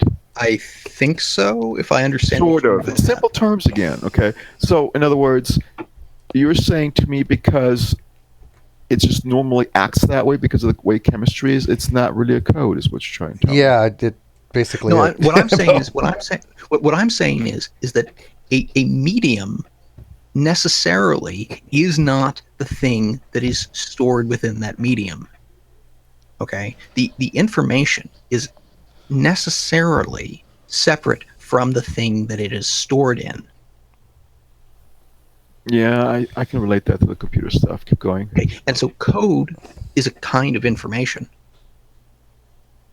Yeah, but Right. information isn't code, right? So keep going. No, information is not necessarily a code. Right, that's what I said. Sorry, maybe you didn't hear it right. Keep going. So if a code is a kind of information, Mhm. and information is necessarily independent of the thing storing it, and DNA is the thing storing the information, Mhm. right? Then the thing that is a code is necessarily independent of the DNA. So the DNA cannot be the code. Well, yeah, that one I agree with from the very beginning and that's what I'm trying to keep saying. So necessarily, DNA. If you start DNA is talking about not a before where you code. split up the DNA, You could say that it stores a code, right? but it's not itself a code. So you're differentiating between the fact that if I have a piece of paper that has a word on it, I mean a sentence on it that says something, you're trying to tell me that it's not really there or something. I don't get this. This part I don't quite. No, I'm saying paper Uh-huh. and the graphite on the paper, Right. right, or on the paper, right? Those are not code. Those are not information. They Correct. represent information. They store information. Yeah, just like But they the are not chemicals themselves just like the chemicals themselves represent information to me, which is the four different things for the different chemicals that bond Right, to the ladder. But the chemical itself is not information. It just stores the information. Correct. That I agree with. Right. So what you just said is that DNA is not a code. It stores a code. Yeah, that's a big difference there. Yeah. See, this is where I have a problem with, because to me, it's always been, that was my understanding, that it's like saying, I can't even know. It's kind of like you're saying What happens- It's kind of like you're saying the hard drive is the code and not the information contained on the hard drive. DNA Yeah, 'cause itself the is hard not the code. The hard drive can store a lot of information, and some of that information can be a code. But the Right. hard drive itself is not a code, and the hard drive itself is not information. It is storage for information, which might be a code. Right, it might But be. I Well, think that's Neo- what got me off guard, because I'm still saying might be, but in this case it is, because once the DNA is read, the information is there, the instructions are there, it is being processed, encoded, and decoded, it becomes a code in my mind. That's the point I was trying to make. But not the DNA, just the information. Yeah, I think the problem is we're breaking down the components of the genetic It's code. the information. I think that Neo is just taking it all Stuck. together. When he says, Yeah, he's just throwing it all into one big thing. I'm not- Exactly. Okay, I'm throwing Putting it all under that label of Some DNA. people go. Yeah, some- yeah. Let me give you an analogy. Some people say to me when I'm working with computers, "Oh, there's my computer," and they point at the monitor. Okay, that's where I am. My mindset is okay. So you can understand that. But so, I know where you're coming from on this. I still look at it as a code, but I see where you're coming from with how you understand, because this idea of the template, it's the idea of, hey, chemistry is already the way it is. That's how it's going to work. And one thing that, like I said before, that caught me off guard was when they start mentioning about the DNA actually creates code. In other words, it's a coder, is what I was seeing somewhere in the information I was reading. And then I'm thinking, well, and it's all structure. I'm going, well, maybe You can- they're you can right, say- and that's why I was here with the discussion. You so. can definitely say that because of the nature of the chemistry involved, right? Uh-huh. It must be true that certain sequences of DNA lead to certain sequences of RNA, which lead to certain sequences Correct. of protein, Correct. which have certain functions. All of that is because all of that necessarily follows from the physical properties of the chemicals. And so, in that sense, you could say that the fundamental properties of the chemistry, right, is the thing that sort of like necessitates. So you're the certain telling me coding. so you're telling me in codes what I was trying to think before and came along before I started going toward the code, because I read that part too. You're trying to explain to me that you're looking at the structure more or less, and considering the chemistry to be what it is. So really is okay. I see what you're going. See, and I only look at the codon chart as possibly a code only for the fact that we're looking at a specific arrangement. And that specific codon, we're going to say, okay, according to this chart, I can actually look at this chart. I can look at the first, the second, the third, and say, okay, this is the amino acid that this particular 3 letters is going to code for. I don't particularly have a problem calling that a code. Okay? Yeah, I got none either. But I'm taking that step. I'm taking that a step too far from a biological perspective. Is what I'm seeing here. I think it's just fine to say that the information of a gene is a code in the context of that's what that's. But the gene is that's the difference, Neocon. I say when you say gene, I say DNA. Yeah, there's So not the same thing. It's a mistake, and it's a mistake because I don't know the difference. I know the difference. I mean, I've seen it and stuff. Well, I think it's a division fallacy a little bit, right? The same way. If you can say the gene is a code, wait on. If you can say the gene is a code, isn't it more of a division fallacy to say that because there is DNA in the gene, for the DNA is code? I don't think it actually divides that way, and I think that's what Neocon's kind of accidentally doing. Would you agree, CRISPR? What? I'm sorry, you're gonna have to say that again. Sure. If one says that the gene is a code, or the gene has the code for it, then it's a fallacy of division to say that just because the gene has DNA, the DNA is now a code. Yes, I think.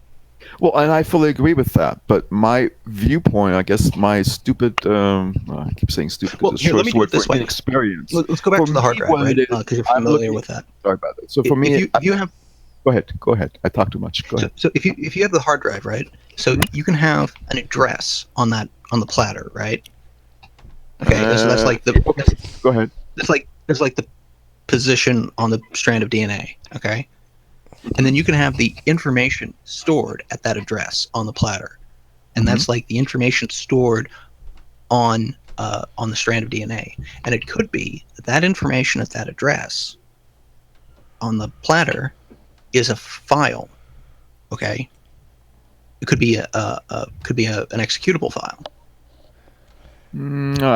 Okay, yeah. In it's like saying DNA is genes. Keep going. Go ahead. Right. Keep going. But just like the DNA that you have, the sequence of information that you have at that I'm going to location. stop you real quick because I know you're better at this than I am. I lose track of my thoughts sometimes too fast. So what you're saying is that the DNA in itself is only a mechanical sort of kind of process and not really something that's coded and encoded. Is the that DNA is what not you're trying to lead to? Process. I mean, it's a Yeah, I don't know what you mean by process. Mechanical process of how it just does its thing as like a machinery kind of thing. Well, it's chemical interactions. And by the way, I'm not conceding that gene is a code, by the way. What it does. Is don't worry about it. That's not the point even at all. We all have our own point of view. Just keep going with it. Keep going. What was your name? CRISPR? Yeah. CRISPR. Keep going. Okay, keep going. So then you have the location on the platter or the location on the strand of DNA, right? That has information on the strand of DNA that has on the platter or on the strand of DNA that represents information, right? That is stored either by the platter or the DNA. And the information that is stored there could represent a code either on the platter or on the DNA. Right. Right. But the platter or the DNA itself, right, are not code, but they could store code. Correct. Right. But the DNA is not code. The platter is not code. Right. That's why I'm looking at it. Okay. Well, now, I mean, if we really want, we can get an expert in here like Tommy Hall. He can actually explain this probably the best because that's his area of expertise. Wait, I think I just vomited. I'm sorry. I'm back. Sorry, I'm kidding, Tommy. I'm kidding. No, but I wouldn't mind getting Tommy in here. This is actually entertaining and interesting because I want to see why people want to argue that DNA is a code, like Neocon was on Facebook, and it got escalated. But I mean, Neo and I go way back. That's why I knew if we went to a hangout, we'd have a great discussion on this. I was telling him that, and we are. This is amazing. I'm really enjoying this. But I also want to get other people that maybe think DNA is a code, and Tommy Hall happens to be one of those people. But I want to know why he thinks that particular way. Would you guys be against that, or do you think it was just going to be a shit I show? don't know the guy, so I have no word in this. Well, you're fortunate, but no, I mean, I like Tommy. I have a soft spot for Tommy. I always will. I'm sorry. I know people get on me for that, but I also have a soft spot for Rand Campbell and Rose. I'm just a horrible human being. I don't know. But I mean, he thinks that DNA is a code, and I don't. I'm reading what he's writing, and I'm still thinking he's not understanding it's an analogy more than anything else. But Tommy, the link to get in is at the GDC, so go get it. You're welcome to come in. I would get Rose Pat in here too. Yeah, well, that one of the could go things right I there. do well. One of the things I do well is learn in terms of when I do it, and I'm beginning to see more and more what this is really referring to, because I like the analogy the guy did with the computer platter and the hard drive and stuff like that, because I'm looking at this chemistry in the same way most people look at computers, and for me, it's like no, it's just what he's trying to tell me. Well, I think your argument would be better if you went to this perspective that DNA itself is not the code, but DNA itself can represent code can when represent it does the code. function. And that's what I kept saying in the wrong way. Same idea, but I just didn't get it quite right, is what I'm saying. So I see his point of view. So now again, I'm not necessarily on board with that particular way of looking at it, but I'm not so much against it as I am when people say you take a molecule and you call that a code. I for the life of me can't understand that argument, and I've tried. I mean, I really want to understand it, and that won't even work. Yeah, right. That will not work in any way. But here's like I'm one of my fellow agnostics. He put down he thought DNA was a code. And I would like he can come in too. I mean, come in. I want to know why people think that DNA is a code. I really do. Now, your argument. Did I explain it well enough so you understand why I keep calling it a code? I think so now. I think that because other people kind of helped you facilitate your argument a little bit better. I think what happens is you're conflating the entire process and everything into one thing. And I think you're just saying, okay, Steve, we're going to call that DNA. Steve, yeah. I spent maybe an hour, possibly 2, researching this after 35 years of chemistry. Having in my last chemistry class. So this you have 2 experts in here right now. One's I'm not doxing them. This is a fact. One's an MD and the other one's a biological expert. They know stuff better than I do. Like I know computers is all I can say. So they've had chemistry, probably quite a bit of it. Although for some of them, like RC, is probably a few years ago, but. Back then in the 1800s when he went to school, they probably took a different approach. It doesn't matter how long ago you took the chemistry. The chemistry is always with you. Oh. Yeah, I can believe that. You don't do chemistry. Chemistry do you. Yeah, unless you're true empiricism, then this comes naturally and easily, and you don't have to worry about it. The chemistry makes you, okay? So let's just stop there. Oh, I'm telling you right now, biochemistry has got to be the hardest subject on the planet. I find it interesting. Don't get me wrong, but to have an ability to actually understand it, that's, to me, amazing. You have to be extremely smart. So it's way more difficult than physics. I was curious. Consensus that DNA can be used as a code? Oh yes, I'll say yes to that. Did we not even discuss that? No, I will actually explain it that way. I will say from now on that can DNA be used to store a code. To store a code. Yeah, DNA. That's better. Thank you, CRISPR. DNA can be used to store a code. Yeah, let me just put it this way. So in other words, DNA is not a code in itself, but it can represent code. That's it can store a code. Yeah, I'm okay with that. I mean, for arguendo right now. Mm-hmm. Yeah. To cut down the argument? No, it's actually redundant. Arguendo implies for, but I've been chastising that before, but I've actually learned from people in the know that it could be either way. So you can say for arguendo or just arguendo. Latin is a dead language. It doesn't change. It's supposed to be just arguendo. It's an unknown language for me, so okay. I know. People get so pedantic on this stuff, which is okay. I mean, I don't mind a little pedantic here and there. depends. Well, finally, I got some real experience more in arguing because I am really lousy at it.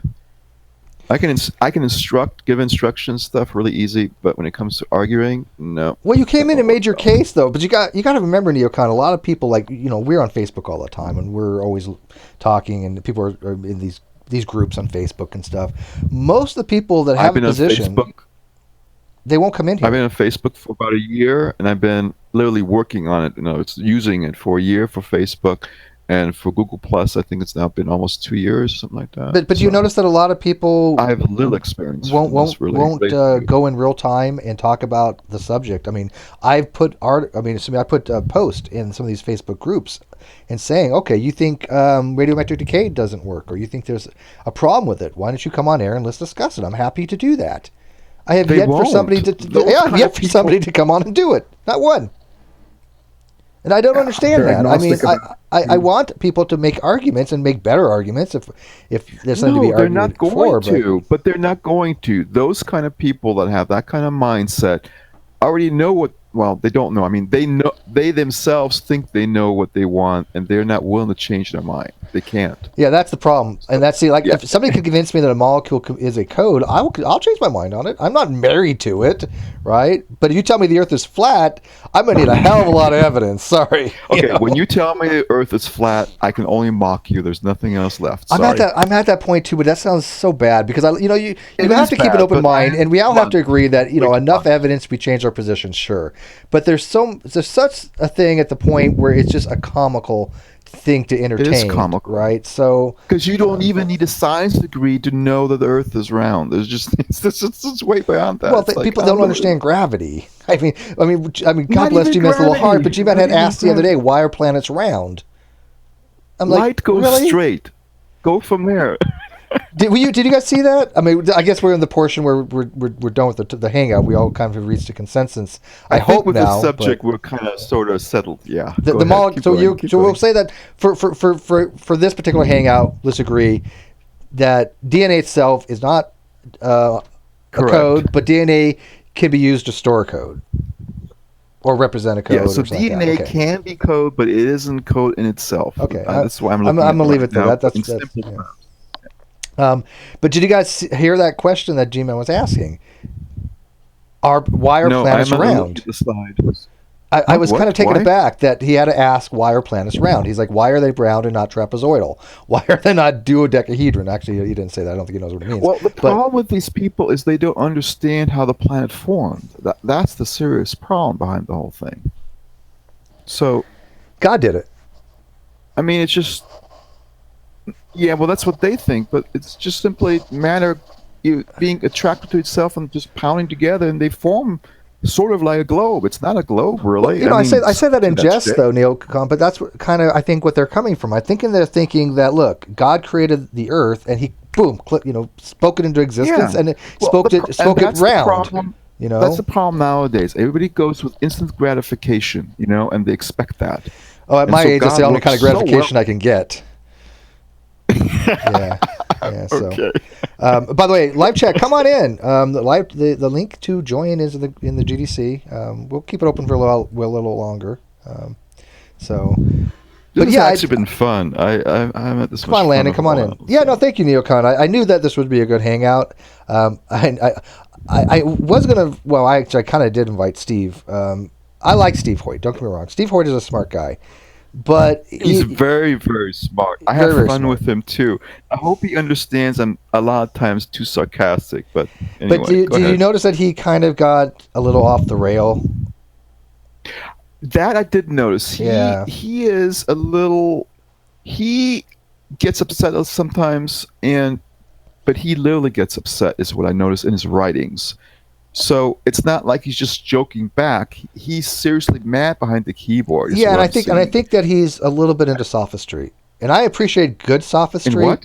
Sophistry, the art of that? Sophistry is when you use. It doesn't necessarily have to be a deliberate fabrication, but when you're using techniques to win an argument that are not exactly above board, it's usually a deceptive technique. It's a type of negative rhetoric. but it doesn't have to be per se. There are some types of actually polemics where we're talking about politics, like Jonathan Swift used a very, very interesting form of sophistry to demonstrate the silliness of the what was it, the bourgeoisie back then. It was called a modest proposal about eating babies for to solve the famine problem. Do you guys remember that? Do you guys ever read Jonathan Swift? Go read A Modest Proposal by Jonathan Swift. It's a very excellent example of how to actually use sophistry and polemics properly. But when you're just trying to argue for the sake of argument and using any kind of crap argument, right now. I haven't got to running yet. Okay, I'm just learning. But I think he does it. I see that a lot with like William Lane Craig. He does that a lot as well. Yeah, the way I argue, already the way I argue. I say this is the way it is. Go. If you say something else, too bad. Yeah, I'll show you how wrong you are. But I don't like people when they argue using a bad argument just to try to win an argument, right? And I do see that. And I'm trying to learn how to not make a bad argument because you're not that kind of person. In the past, I never really made a proper argument. But that's what I was trying to learn to begin with, because saying and explaining things is completely different from having an argument. Of course. And people in the live chat, they are familiar with this. Good. Yeah. I was getting worried. Nim says, great satire for the potato famine. Yeah, no, I think it's one of the greatest things. That's similar to my chemistry knowledge. Zero. Go ahead. Oh, I'm really a big fan of well-written satire. And I think A Modest Proposal was probably the quintessential version of satire because it was so good that people didn't know if he was serious or not. Because to solve the potato famine, he was literally advocating the eating of Irish babies. Well, not literally. People thought he was being literal. And it was a very, very well thought out paper because, again, when you don't know if somebody's being serious or not, when you're using sophistry, then you're doing it right, I think. Mm-hmm. And so, but anyways, people have asked, does anybody know if G-Man still says there's no more separation of church and state? I don't know. I've tried to ask him. I can't get a response. Wait a minute, should there or is there? No, G-Man. Oh, you need to catch up on this. Okay, let me have it. And I wasn't going to mention this. G-Man said, do your hangout on this. I'm like, I don't want to bother. But G-Man did a hangout on it even after I told him, dude, don't do a hangout on this. You're so fundamentally wrong. It's not going to go well. But of course, he's not going to listen to me. That could have been any topic. This is true. Okay, fair point. Fair point taken.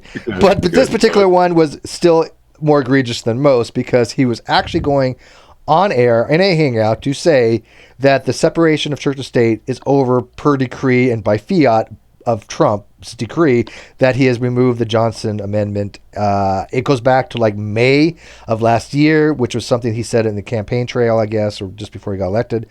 And it never went to ratification. The amendment in the repeal of the amendment in the House bill didn't even make it to the final thing. And so he's wrong on so many different levels. But he was hysterically happy. We just follow along that lead. Damn. But he was giddy. That's funny. I've never seen him giddy like this.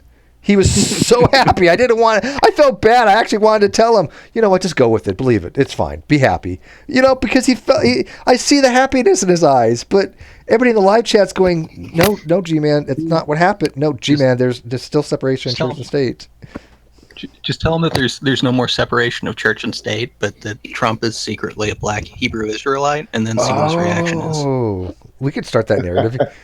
Dude, oh my God, you gave me a brilliant idea. How about I write something like the Onion writes, and I will I'll do a news report. Now, I can make it look pretty legit. I've seen news things that you can do that, and we'll make an article that I can send him and say, hey, Trump now supports black Hebrew Israelites, and send it to G-Man and see if he buys it. Does that be mean? Maybe I have talked to G-Man once when I only looked, didn't talk. That was me. Was he the guy that was keep insisting was a flat earther and he wouldn't stop at all? No, he's not a flat. Well, he's not a flat earther. However, recently he has said that he believes certain flat earthers have made arguments that he finds to be interesting. I don't want to twist his words, right? Because when it comes to flat earthers, I don't want to say like G-Man said, I believe flat earth. No, he has said more along the lines that there are some good flat earth arguments. I think that's what he said. Does everybody agree on that? I don't want to misquote him, but both sides. Okay, both sides have good arguments, which would entail that flat earthers have good arguments, right? There's an entailment there. I don't know where he gets that from. I don't, but And Steve, I don't know if it was just he picked up an article that was probably from May. They've been all over Trump because amendment, even though the Johnson Amendment never came to fruition, they're still rewarding him for just putting it out there in the first place. yeah, It was kind of risky on his part, but well, yeah, I don't.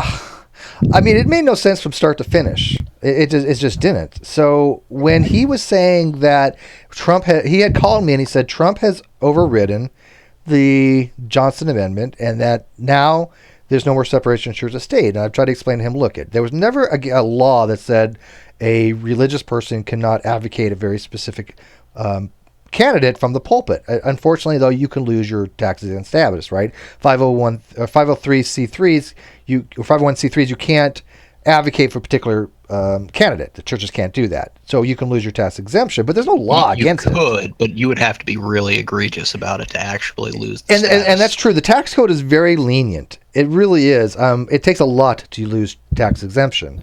So there's a wide girth that they give to churches, right? But he was making the argument that now they could do this freely. There's no violation of church and state.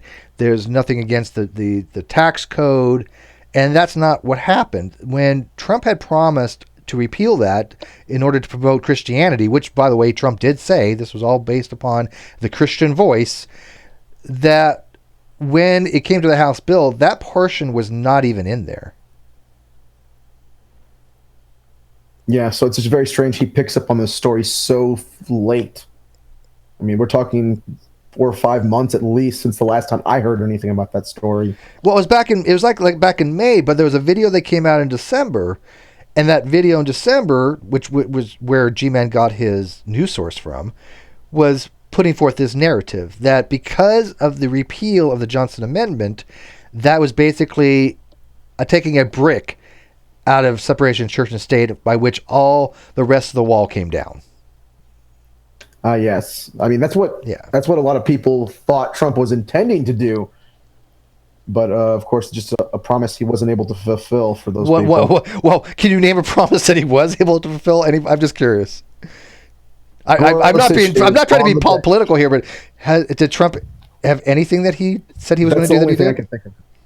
And then he got his tax thing done, so that's 2 things he can take credit for. Okay, the tax. He had a tax break. Yeah, if you're making, I think 6 figures, you're gonna get a nice little tax break this year. Yeah, still no wall. Good morning, good afternoon, or good evening, depending on what time zone you're in. Mr. Hello. Landon, are you warmed up? Are you no longer frigid? I'm no longer. Well, I'm in the land of positive Celsius temperatures. Okay, so you're still not back home yet. Oh yes, I am. Oh, you're back home. Okay. Yeah. I know you had a journey there. So So a fun discussion you had, by the way, on really the meaning of code.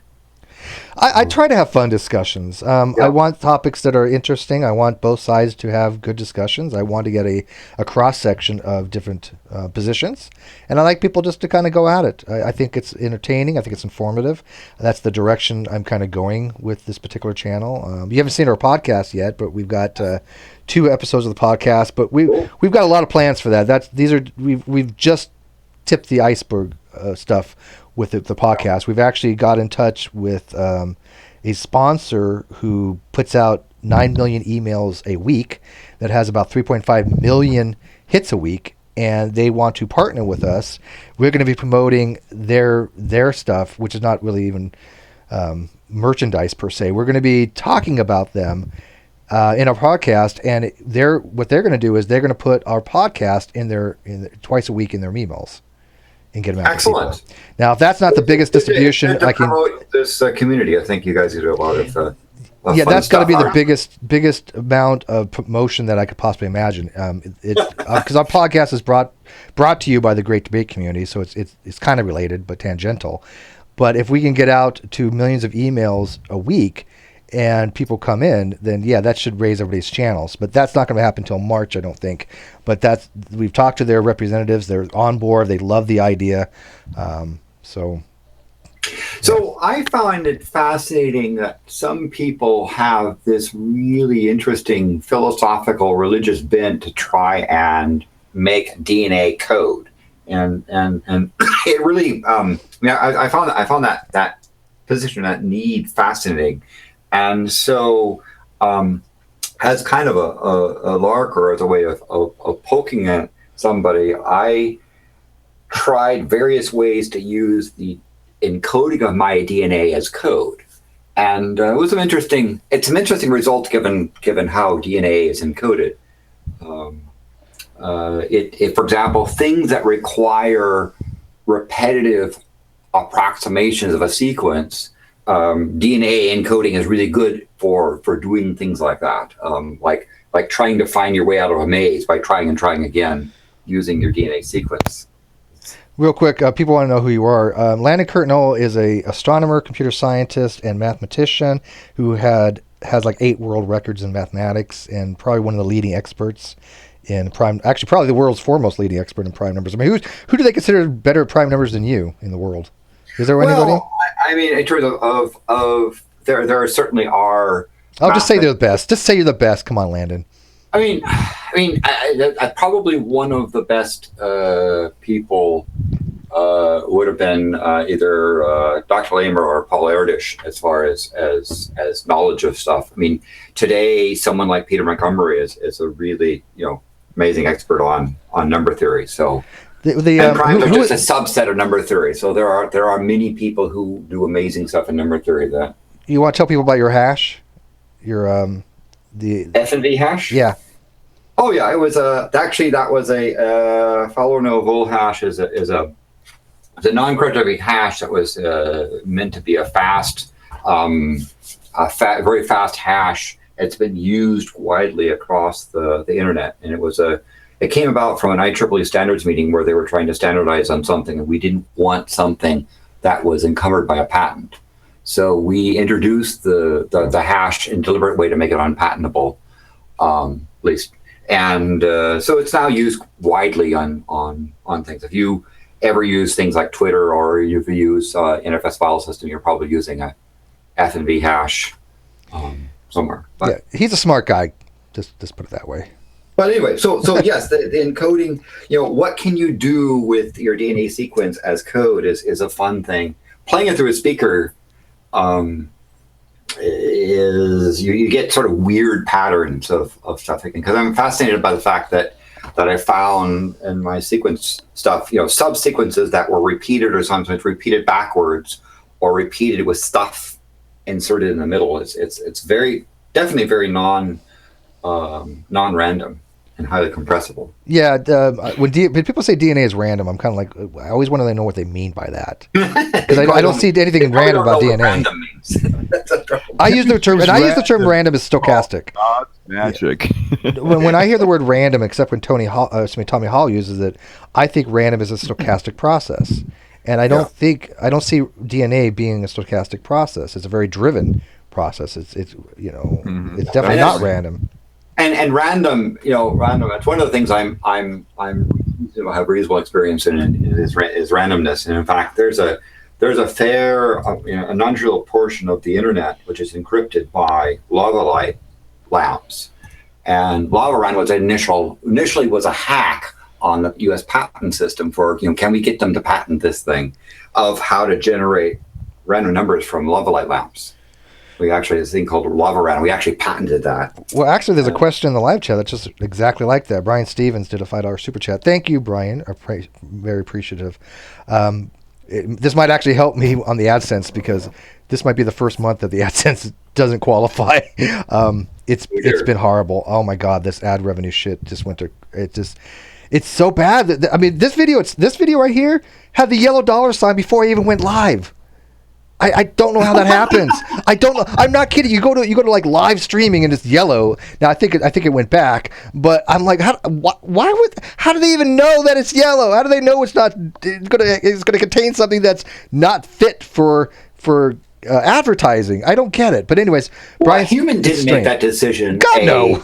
A machine learning. But it wasn't even net streaming yet. It's not even. said, How it does it looks even like know? a cat, so therefore demonetize it. Oh, Probably God. because you're the one doing it, Steve. This is true. They hate me. You get on that blacklist on YouTube and you're screwed, right? We're on the same list as like Jacqueline Glenn and Logic and all those guys are on. They put a video out and it's automatically demonetized. But okay, so Brian Stevens says, is it possible that a genetic algorithm could be used to map out prime numbers and find the finite largest or map their infinite sequence?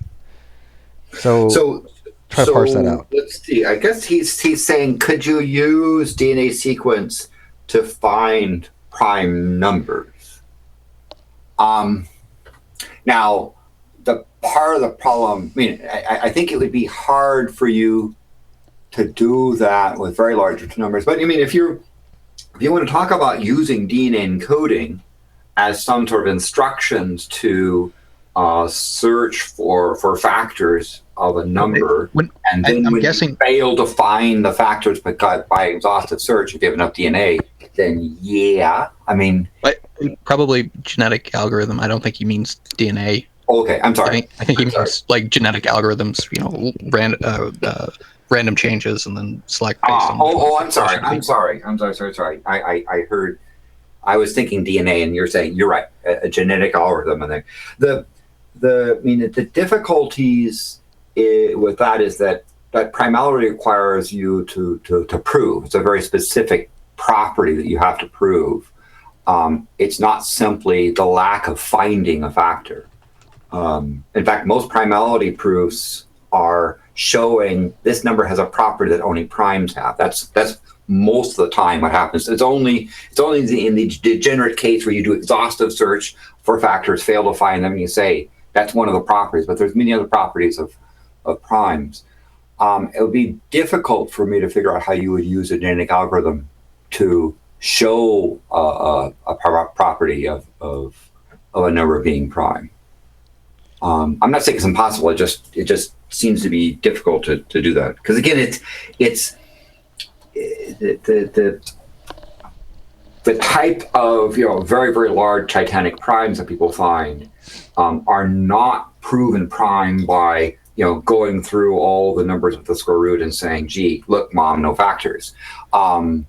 It's done where you construct a proof and say, I have proven this number has a property that only prime numbers have, therefore this number is prime. That's usually the way things of non-trivial. Well, wouldn't the property only be that it's divisible by itself in one? Is there, what other properties would a prime number have? I mean, there are properties with things of Lucas sequence things. There are properties with Diophantine equations. There are properties with stuff. It gets into lots of deep number theory, but there's. We like it deep. Go ahead, continue. So for example, in the case of the famous Mersenne primes, there is a property that if you start with the number 4 and you square it, subtract 2, and mod the number you're testing, and you do that the exponent number of times, and you end up with 0, the number is prime. It's only prime if and only if the number you end with a sequence and you get 0. So basically, you start with 4, you square it, subtract 2, mod the number you're testing, and do that p times where you're testing 2 to the p minus 1. If you end up with 0, the number is prime. If you end up with non-zero, the number is not prime, and you've proven it. That's a property that Mersenne primes have. Now, is this something that's done by computers nowadays, or is it something you actually do with hand math? Yeah, so usually what you're doing is you're using the computer to perform the calculations to construct the proof. So because how do you publish? How would you publish a mathematical paper in a peer-reviewed journal about such a number as prime? Well, what you do is you look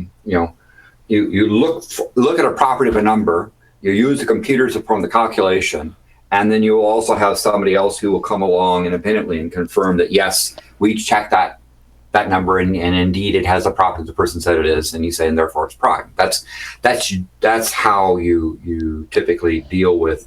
And there are other properties. I mean, there are many properties that prime numbers have.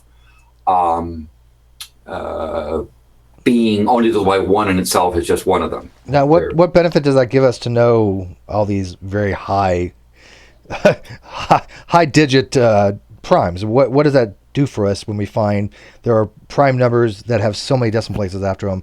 I mean, it won't cook your eggs for breakfast for you, but it is a useful. It's an interesting. Is it useful for the other things to solve other things? Like, I mean, could it be used for like using other unresolved mathematical things? Well, generally, the thing that's more useful is the techniques used in. Can you use it for random numbers? Is that one of the things they do with it? I mean, well, there are random number pseudo-random number generators. But what about a true random number generator? Not a pseudo one, but actually a true random number generator. It's. I mean, you can produce. You can use products of primes and something called a Blum-Blum-Chubb generator, which you can prove is cryptographically strong. That means that there's no algorithm that runs in polynomial time or real amount of time that can that can distinguish the production from a true random source in other words the effort necessary to show that the output of the Blum-Blum-Chubb sequence is not random is an exponentially increasing function if you have more and more certainty. But back to the question about primes. The thing that I guess is that prime numbers have many different properties. One of which is they only have one prime factor, one being declared not to be prime. They only have that there are other properties that primes have because of their uniqueness, not simply absence of factors. So you can if you can show that has that property, then you've shown that it's prime. Now, generally with these kind of computer proofs, particularly for large ones that involve large calculations, you want someone else to independently verify your result. But again, the discovery of a prime is not as interesting as the method that is used to do it. So people using the same method over and over again is not as interesting, and getting results is not interesting as coming up with a new technique or an improved technique. That's I guess where you say, where's the value in it? Christopher, did you want to add something real quick? Or Yeah. ask something? Christopher? Well, I just wanted to point out that I think Tyler had something he wanted to say on the previous topic. Go ahead. Yeah, I had a question about codes. I'm at work, so it was fine. I was letting you guys talk. Physical matter that is a code. Is he a little robotic?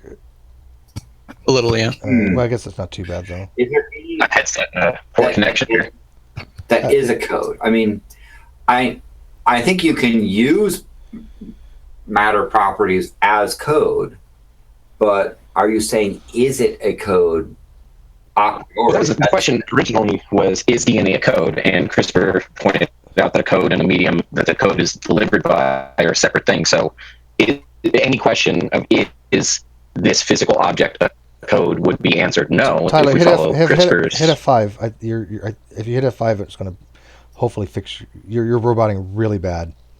Yeah, but I can think here that the general one of the things generally is saying something is, if you say some physical process is innately a code, you're implying there's an encoder someplace. Go ahead. Try now, Tyler. How's that? Talk longer. We're doing better? It's a little bit better. Yeah, we're going to go with better, but not perfect, but better. So go ahead. Okay. If I turn up my headset anymore, it'll pick up my radio at that's work, fine so right there. can't do that. I mean, it's good enough. How about that? The question was, is DNA a code? And we're talking about DNA, the physical molecule. So Christopher was pointing out that code and the medium that the code is delivered in, by that standard, any question, is this physical object a code, would be answered no. Yeah, because I think part of the thing that some people use this for is if something is innately a code, some physical thing is innately a code, and they're implying there's a coder someplace. I don't think that necessarily holds true though, because if we look at the codon chart, that's not prescriptive, right? We're not making the codons code for a specific amino acid. We're saying this is something we're describing using descriptive language to form a codon chart, an RNA synthesis chart of what actually we're seeing. That doesn't require an encoder. We're not encoding anything. We're just observing something and noting this makes that. But there's a difference between code and encoding. But what are we adding encoding? another What are word we to the encoding? question? Not in the question at all. It could be a code after the fact, or because of the way somebody uses it. Yes. Are we talking about innate codes? Yeah, I deliberately inserted the word innate in there because I was referring to previously to people who have this desperate need to make DNA a code, right? Right. Good. Well, I think what it is that they're trying to say if DNA is in a code, it is a necessary condition for God, but not a sufficient condition for God. Yeah. And, I know, just implying that. Yeah. But in terms of is there a physical process that is code? And you might say, well, let's look at the patterns of a snowflake and the symmetries that come from snowflake production, right? If you think of one of the sections as being a code and is being replicated, then is that? Well, when you hear the question, if somebody asks you, "Is DNA a code?" you can answer yes, no, or I don't know. Clearly, Neocon answers the question yes, and I think he might have changed that. I think he might actually say no now. But how when you hear that question, how do you? You don't know me well enough. Then Neocon's back to I don't know. He's a no. He's like it could be either. How do you answer the question? If I say is DNA a code, I answer no, and then I'll go into with my reasoning why I don't think it's a code. I would be safer safer to say probably not. I would say it depends on how it's being used. But that's more of a verification fallacy of what could be rather than what is. Yeah, I think probably I'm asking is it a code, not if it could be a code. Is a safer position to defend. Are pulses of light a code?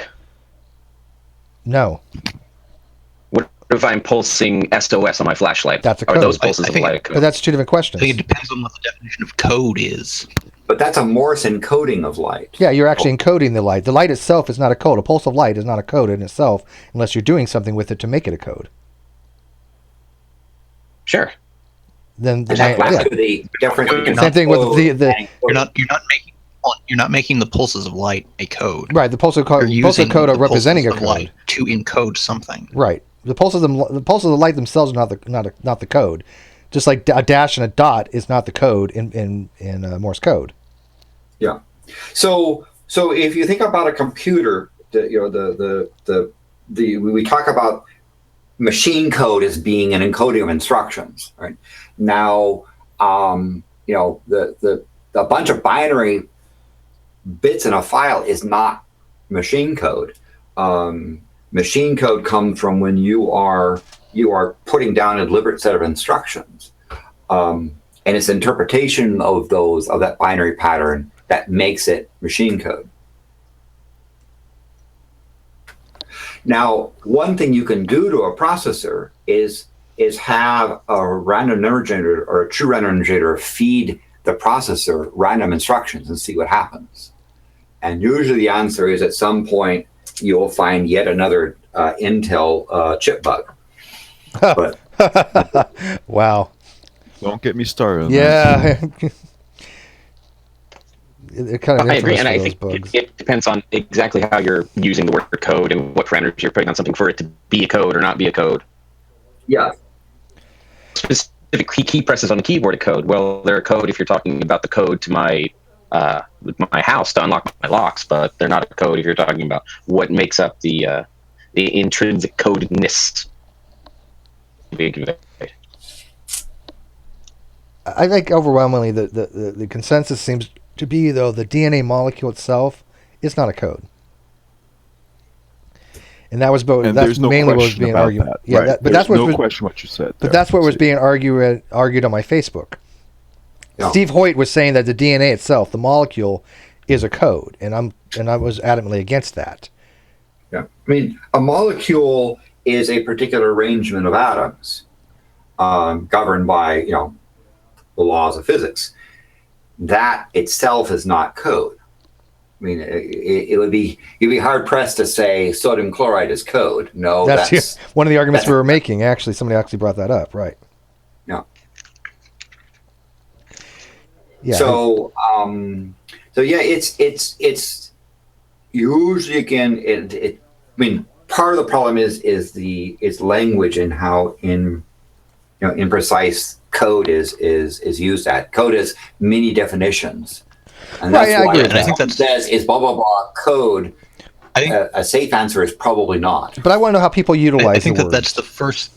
I think that's the first thing that has to be done in this conversation. Is we have to get a clear definition of what a code is. But I also think that And people if we can make the argument by using what definition they want to use, right? I don't want to limit the things to say, okay, you Well, must. then it both is and isn't a code at the same time, and that's not helpful. Well, no, it's not, because when people answer that question, when they say I believe it's a code, let me use the reasoning why I think it's a code, then they get to just use the definitions they want to use and make that argument.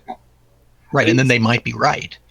Steve, the value of your title of this thing, why you say is DNA a code, is that it promotes discussion about what is code. That's Absolutely the answer. It's not the answer to that question that's useful. It's the discussion of that I think that's right, and that's why I word things like this. What makes a code is a useful conversation.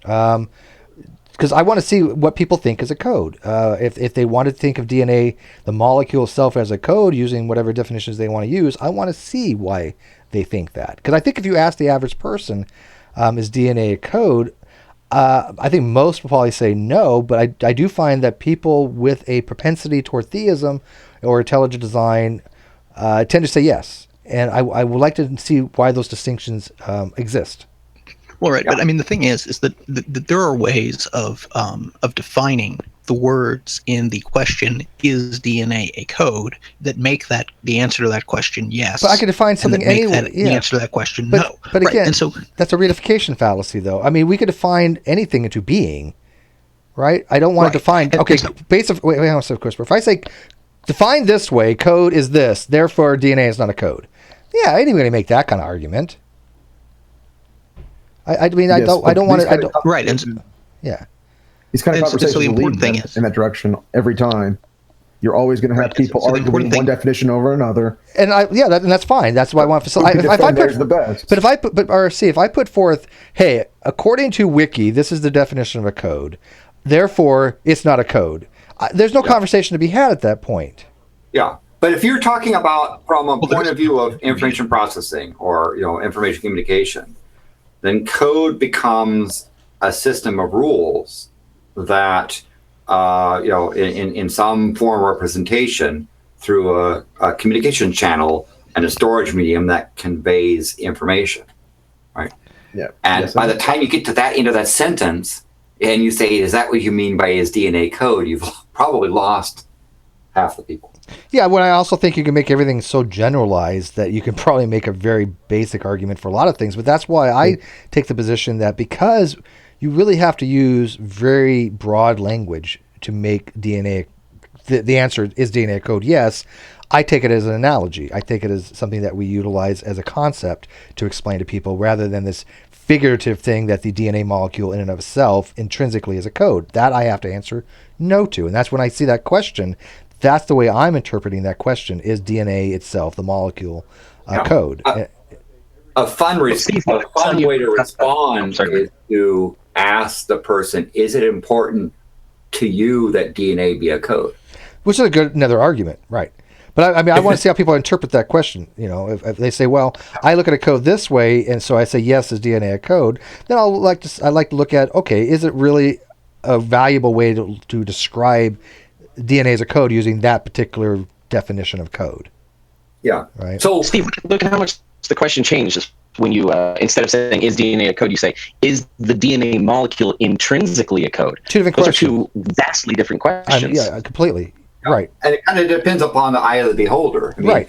My DNA sequence, I also use to say, well, how many ways can I find obscene language in my DNA sequence, right? And could I, under SEC rules, be banned from expressing my DNA sequence because it contains naughty words, right? Mm-hmm. And the answer is, well, it depends on how you interpret the DNA sequence. But yes, there's enough variance in DNA sequence that you can find words and things you can't say. But if I would ask people, is DNA as a molecule code? I still think I would have certain people that say yes. I know that there are two young earthers in the Great Debate community that I pretty much would suspect, one's a flat earther, would still say yes to that question. And that really boggles my mind, right? Because that's just not how you interpret the question, is DNA a code? That is actually saying in of itself that DNA as a molecule is a code, and I cannot accept that. I don't think that's true in any way, shape, or form. Does anybody here disagree with that? Well, that would change my answer completely. If you'd said, is the DNA molecule intrinsically a code, I would have said no. Right, but they're going to say yes, though. They're still going to hold to that. I guarantee it, B. Down My Vision and Betty von Velsen, both those people, and we could try this experiment by all means, but I think if you asked, is DNA as a molecule intrinsically a code, I bet you, I will bet you money I don't have that they're going to both say yes. And the See, reason those people for that barely tie is their shoes without falling over. I'm not disagreeing with that. I'm not. But I mean, that's why I find it interesting of how people answer certain questions and why, and their propensities and their bias that they bring to it. That's what I find to be very interesting. What bias are you bringing when you're answering a question, even something like this, which is I've left purposely vague, but I want to know what the bias going into it that people have, because I've even said on there, and I knew that people would not adhere to this, but I even said on one of my questions, don't let the outcome of it being a code affect you. Basically, something along the lines of, don't look at the ramifications. Don't look at what it means if it's code, therefore ergo God. Don't factor any of that in, but they still did. They did. Well, Tommy immediately, he was in the live chat apparently listening to this for a bit, and he posted something talking about how I said the DNA was not a code, and he posted an article, and I replied to it, and then he asked me the question, and this is after having listened to us for a bit. He asked me the question, I'm not seeing a functional difference. Is that like saying a book is not information, but the meaning within the book is information? Made that pretty clear. Yeah, I think you kind of made that analogy like several times while he was in the live chat talking. I don't know. I agree with Gob though. DNA is a social construct. That's perfect. DNA is a social construct. I'm gonna go with that. So is all science. So okay. Oh, that was you guys missed that. You guys missed that discussion. Go watch it on the Great Debate Community channel when we had Atheist Edge, which was Jim and TJ come on, and they were talking about science being a social construct, and they were disagreeing with Ocean, and they were just so talking past each other. It was ridiculous. It was hilarious. It was one of the funniest things I've seen in ages, because they were so drunk, and they were arguing. Everything they said argued against their position, and they weren't realizing it. It was classic. Did anybody ask Ocean if Odin was a social construct? Nobody got that far. Yeah, nobody got that far. But when they found out he's a polytheist, it's like, okay, let's do the street epistemology on you.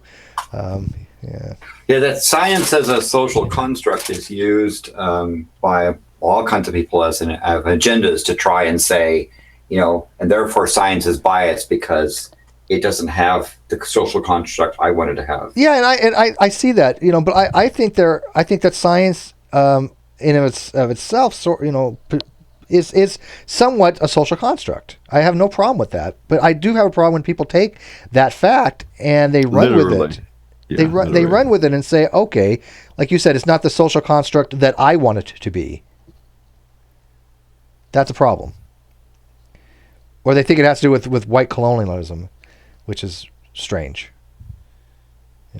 But just saying, philosophy is also a social construct. Then, yeah, I think a lot of things are social constructs. It's weird. It's like even society is a social construct. The things they do are social constructs. But that doesn't mean what they think it means. They seem to want to take it as, if it's a social construct, it doesn't have any meaning, or if it's just some arbitrary cultural thing. And that's not really what it's Isn't saying. Religion a cultural construct? Oh yeah, religion is completely What's wrong with something being arbitrary? The rules of chess are arbitrary.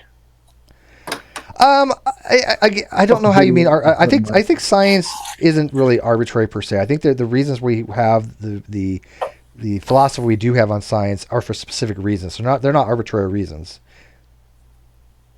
right? I mean, to say the science is arbitrary doesn't make much sense to me because we have very specific reasons why science and methodological naturalism is part of science.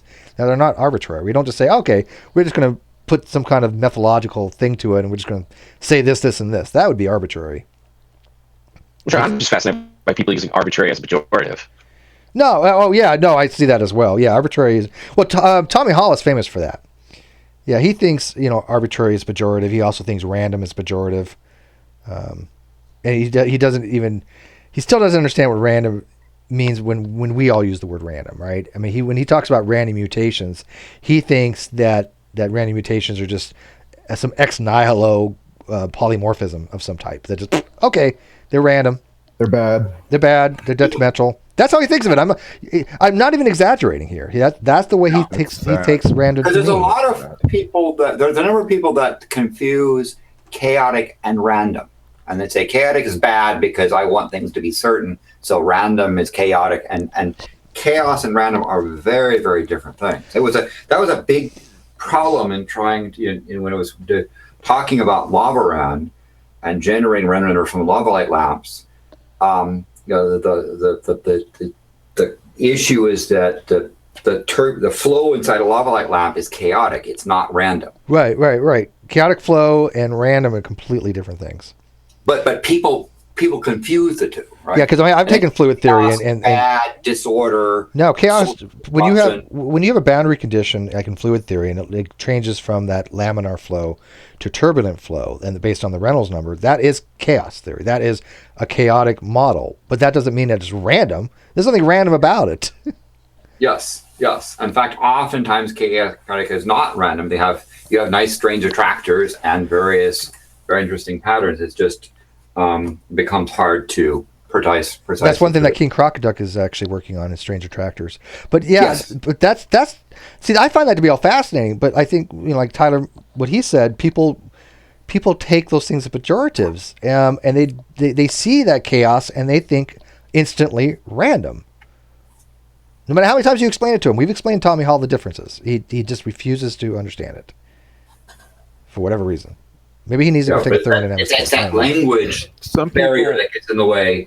Mathematicians can get a better handle on it because if you talk about it from a mathematical point of view, you can make statements that are easier to test and defend. But linguistically, the random is a very, very vague term.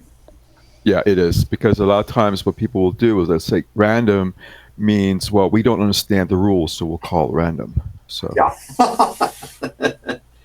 yeah, and what they say when they say random, what they say is it seems random to me. Correct. Yes, that's the point. Yeah, that was trying to make.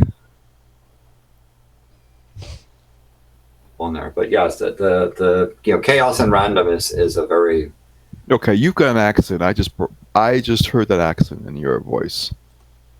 Oh, good. What accent? Where you come from? From my parents. Do we need to explain to you the birds and the bees? What nationality are you, in other words? Sort of. I'm a U.S. citizen. I was born and raised in the United States. Oh, you were born. Okay, because I am U.S. citizen too, but I wasn't born here. I thought I heard something in your voice that sounded like Swedish or something. But what? So go ahead. Finish. I do pick up accents, and when I have people, that's one of the things that's fun in Antarctica is there's lots of accents, and I see. You're talking with all those rare people down there, so you kind of pick up however style they talk. Okay, never mind. That must be my mistake. Then go ahead. Yeah, I mean, when I go to a place that has a dominant accent that's not one I usually hear, I like to pay attention to how people say words and how they put words together. For example, Australia is wonderful because those people know how to play with language and have a lot of fun with language. Yes, they do. And Scotland's another place that is things where they can put together sequences of English words that you go, But yes, that's wonderful. So you hear and the way you pay attention is oftentimes you'll I will replay a phrase someone said over and over in my mind, and then I begin to start picking up stuff. Okay, now I see where you're getting that from. I thought you actually had it. No, that's just how you been because of the situation in the last few months. There's a lot of really fun information that's encoded in the way people say words, and so paying attention to how people say words is a good thing. In my company. There's an interesting research project talking about how to map accents, and if you're doing speech to text, you really want, if you're doing it well, you really want to be able to understand the accent, the language mode of somebody, and to map that so that someone who has a Russian accent, someone who has a French accent, you can put them into context, because rarely does someone change their accent radically inside a sentence unless they're like doing impressions of somebody or something like that. Oh, okay. I see your point. So and also how people use language. I mean, in terms of how someone from the UK expresses something in English versus someone in South Africa, even though they might be both speaking English, they say it in such different and delightfully different ways. Well, the first language I spoke was German, but I'm come from Austria. And so the variation between German and Austrian German. It's very much kind of like American and British English. There's so many variations in it. The third language I spoke was German. And again, it was, but that was, you're right. The variations of German I found fascinating. Yeah, my uncle summarized English real easy. He said, "Speak German with a bubble gum in your mouth, and you'll be fine." But then I encountered Dutch, and it was like, well, this sounds like German. Very similar, yes. It sounds like German, but and then of course you go to Afrikaans, and that's South Africa, which sounds like Dutch. It's an earlier form of Dutch, and when you listen to Afrikaans, you say. You grab onto things that you interpret as German, all these other things mixed in. Yeah, I lived in Innsbruck for a long time. Okay. Yes. So whenever I went up to Hamburg, I couldn't understand anybody there. No. And it was that bad. So in school, when I was introduced to German and I was exposed to German grammar, I reversed everything. I don't have to speak in these stupid C-spot run sentences. I can add font or texture to how I say something, rather than saying I'm going to the store. Boring. I mean, English, particularly technical English, tends to be very, very, very, very boring in the way it does. Mm-hmm. Oh yeah. And so it's whereas when I was exposed to German and a different way of doing things. Then my English grammar went all to hell because I just started being. I always had problems with that because Neil, German and English reverse the grammar. So go ahead.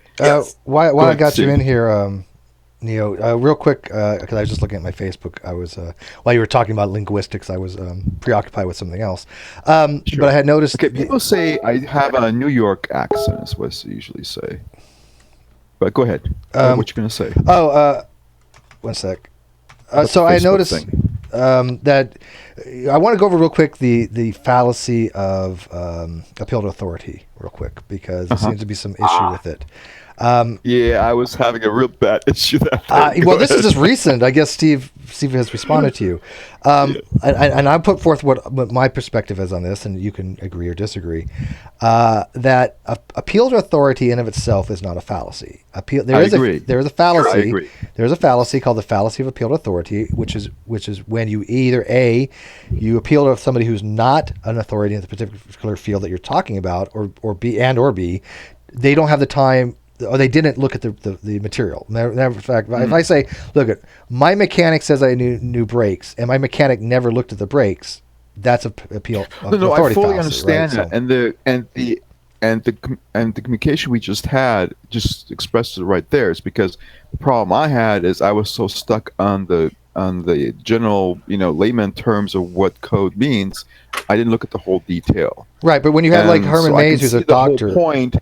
So it was my mistake, because my thought was hell, I'm looking at all this information. It keeps telling me that DNA is supposed to be a code. No, I get that. I get Without that. saying, But well, wait a minute, it's in reference to that.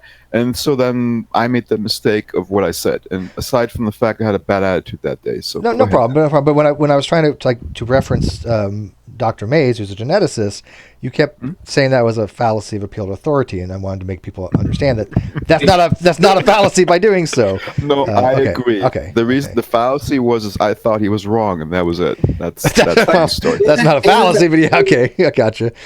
You know, Isn't it often the case that appeal to authority fallacy is combined with other fallacies? Like, for example, Yeah. if I said, well, von Neumann says so-and-so, and therefore DNA is a code, right? yeah, that Right. yeah, it's I don't yeah. When you say something X is true because somebody says it's true, that's never a good argument. Yeah, exactly. That's what Now I was trying. you to, can make an argument that yeah. is more likely to be true. I find it Yes. no problem making Yeah, probabilistic that, arguments. No, that was not it. Yeah. That was not the problem. You know.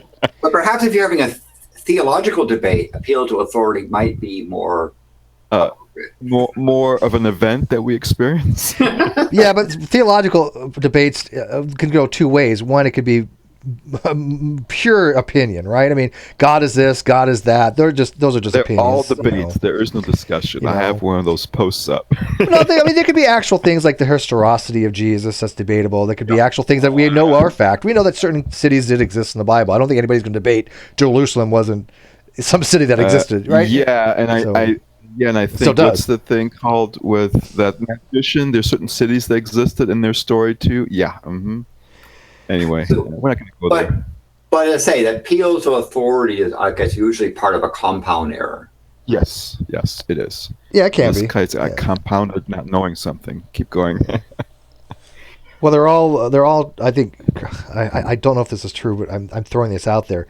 Isn't it that any non-actual logical error are they all a subtype of non sequitur errors? I don't know. I think I've you know I've me? seen that before, and I don't remember where it was, but I was reading somewhere that basically all informal logical errors are Yeah, a I type mean, of they- non sequitur error. Yeah. It's See, because the argument doesn't follow from Yeah, the which the makes premise. sense. I could actually see that particular statement being true. okay. Well, we need to understand where I come from. What I have when I say people tell me always I'm smart, I have practical logic for what I need with what I do in my career. But when it comes to what you guys are talking about, formal logic and all this other stuff, I get lost. I don't follow that quite yet. So Well, that would be Landon's more. Landon, what comes to logic to you actually? Probably besides Boolean, obviously. What logics do you deal with the most? The logic is to figure out where the problem is by finding out what the source and not the symptom is, and know how it actually all works. But that's more of a So- thought process. That's more like deductive Yeah, I reasoning. guess so. But the way you then come up with the conclusion when you do it is, I suppose, what you're doing. It's not really. It's absolutely no longer a Boolean logic whatsoever. That just doesn't happen anymore. In 'Cause you can't mathematics, formal and informal proofs is a form of logic. Hey, Mhm. hey, real quick, if I can, real quick, I just saw something that I need to ask about. Somebody said that Gob, you said that NGC got suspended. He says, "Hey Steve, you should offer NGC to use a GDC channel to stream while they're suspended. If you think it'd be a good idea." NGC got suspended. Why? I just talked to Dr. Jones the other day. He had asked me to go on NGC. I politely, I hate to say, it, politely turned him down. Gob said there was a copyright strike. As a copyright strike. Gob, can you come in and tell me about that? I don't know anything about this because, like I said, I don't want to go on the place only for the fact that, and I know this sounds bad, but I'm not trying to be like down on myself, but I'm not at the level to be on that channel. I'm just not. That NGC is great. The place is fantastic. I love Dr. Jones. I love listening to him and Ramada. I think they're the most amazing guest. I'm not of that caliber to be on that channel, and I don't want to think people that I am on that caliber. And I respect. I really appreciate him asking me to be a guest, but I'm not comfortable yet of being a guest on his channel. But I have the utmost it's like respect for him. participating in science. The According- argument. He's so Okay. brilliant. Dr. Jones is a According to- smart dude. According to Gob, he said that there was a scene of Jews in Auschwitz that was used on their channel. But if it's a Strikes. copyright strike, was it something that was a copyright where they just said, okay, we're just gonna take the monetization away and put it toward the other person, which happens most of the time. I've got like 5 of those. They don't affect your channel. They even tell But you. you from live streaming, so But but there are copyright strikes where a person actually says you've infringed upon our right, and it actually prevents them from live streaming. it probably is the latter, unfortunately. Okay. I know those are more difficult to. Yeah, you can't broadcast more than 15 minutes, if I'm not mistaken. Oh, it's a 3-month thing. Yeah, that's a strike. Yeah, they more than welcome to use the DDC if they wanted to. Absolutely. I will make a mention to him tonight on Facebook. Absolutely, they can use my channel for that. Thanks for pointing that out. I saw that they were live this morning. I didn't get a chance to watch it. I usually do watch a lot of Dr. Jones's things. But no, I did not know they got a strike. I almost did the other day too, so I'm taking very, very huge precautions. We are going to be overtly paranoid of who we give the link out to. So you should be. From I remember when I listened to you guys, there was a lot of idiots coming in sometimes. So yeah, there's people going around doing porn bombing. I got porn bombed the other day, but I deleted it. It's not live or anything. So, but yeah, there are people that are going around doing that. So we all have to be vigilant. My posts are now actually getting spammed too. So it's really bad. Russian trolls are hitting you up before the election, huh? That's what it is. Russian trolls. No, there's a group of people. There's Jeff Cunningham, I think is his name, down corner. There's a whole bunch of them that go around that's all they do is want to like get rid of Hangouts. So I find the best way to do it is like this, where I'm actually streaming. For one, they can't snipe this, and 2, they won't be shown in broadcast. I'm the only person that can show somebody in broadcast. So if I see somebody coming in that I don't know, they don't get shown. Steve, have you put any thought into Steemit and DTube and some other platforms? Yeah, we're on Steemit right now. We're getting authorized for that on the Non Sequitur show. That's a really interesting platform. Have you looked into that? Steemit actually works on a cryptocurrency type program. Yeah, I actually I joined beginning of this week. So I'm enjoying it. There's just not a lot of content yet because it's in a beta. Yeah, we've just now we're getting into that, new. So we're going to see how that works. We have to throw up some content on there, but yeah, that's supposed to be a big thing. I know TJ's pushing it. So, and I'm trying to almost exactly like YouTube. It's just, I mean, it has kinks because it's so new. Yeah, like you said, it's in beta. History. I think there's a lot of platforms going to be posted. I mean, obviously, I know Amazon has a new thing coming out. There's a whole bunch of new stuff coming out. So I think that the YouTube is going to have competition. But the real issue with the competition is scaling, right? Once these new mediums scale to the point of becoming popular, then they'll bring along with them all of the popular ways to mess with it and to mess it up. And they'll try for a while to have people go and knock out the trolls and that sort of thing. And eventually they start getting into these automated systems that make mistakes. And like they have now. Eventually you say, well, I can't have all my employees vetting, so I will start farming out to other people who have agendas, and then you have YouTube again. Yeah, I see that kind of being a pattern on a lot of different platforms. But this has been happening on the internet for decades, right? This notion of when something gets popular enough, you have all the popular problems.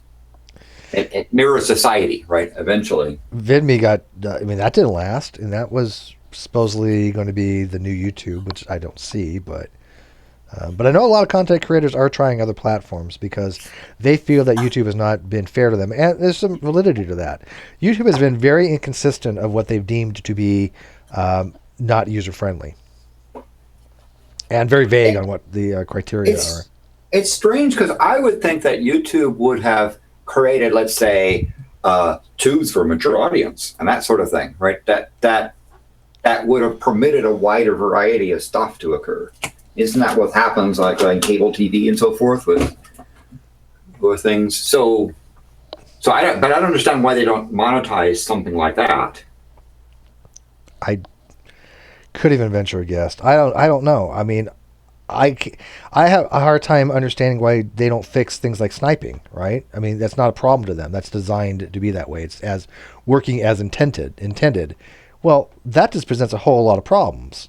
And why would they want those kind of problems? Why are they not addressing the problems that come with that? We can't get anything out of them. People have written to YouTube about that. They got nothing. So It's not, I guess they don't want to spend the time, developer time, to try and deal with anti-sniping stuff. I mean, but you're right. They can do some very simple things to deal with a kind of common 4chan sniping. Sniping isn't a bug; it's a feature. yeah, that's what they said. It's not a bug. It's working as intended. And the problem with sniping is not so much that it ruins the hangout, but now somebody has control of your hangout for 5 minutes, and you can't do shit about it. You can't even get back in on your own hangout. That's not a feature that makes sense.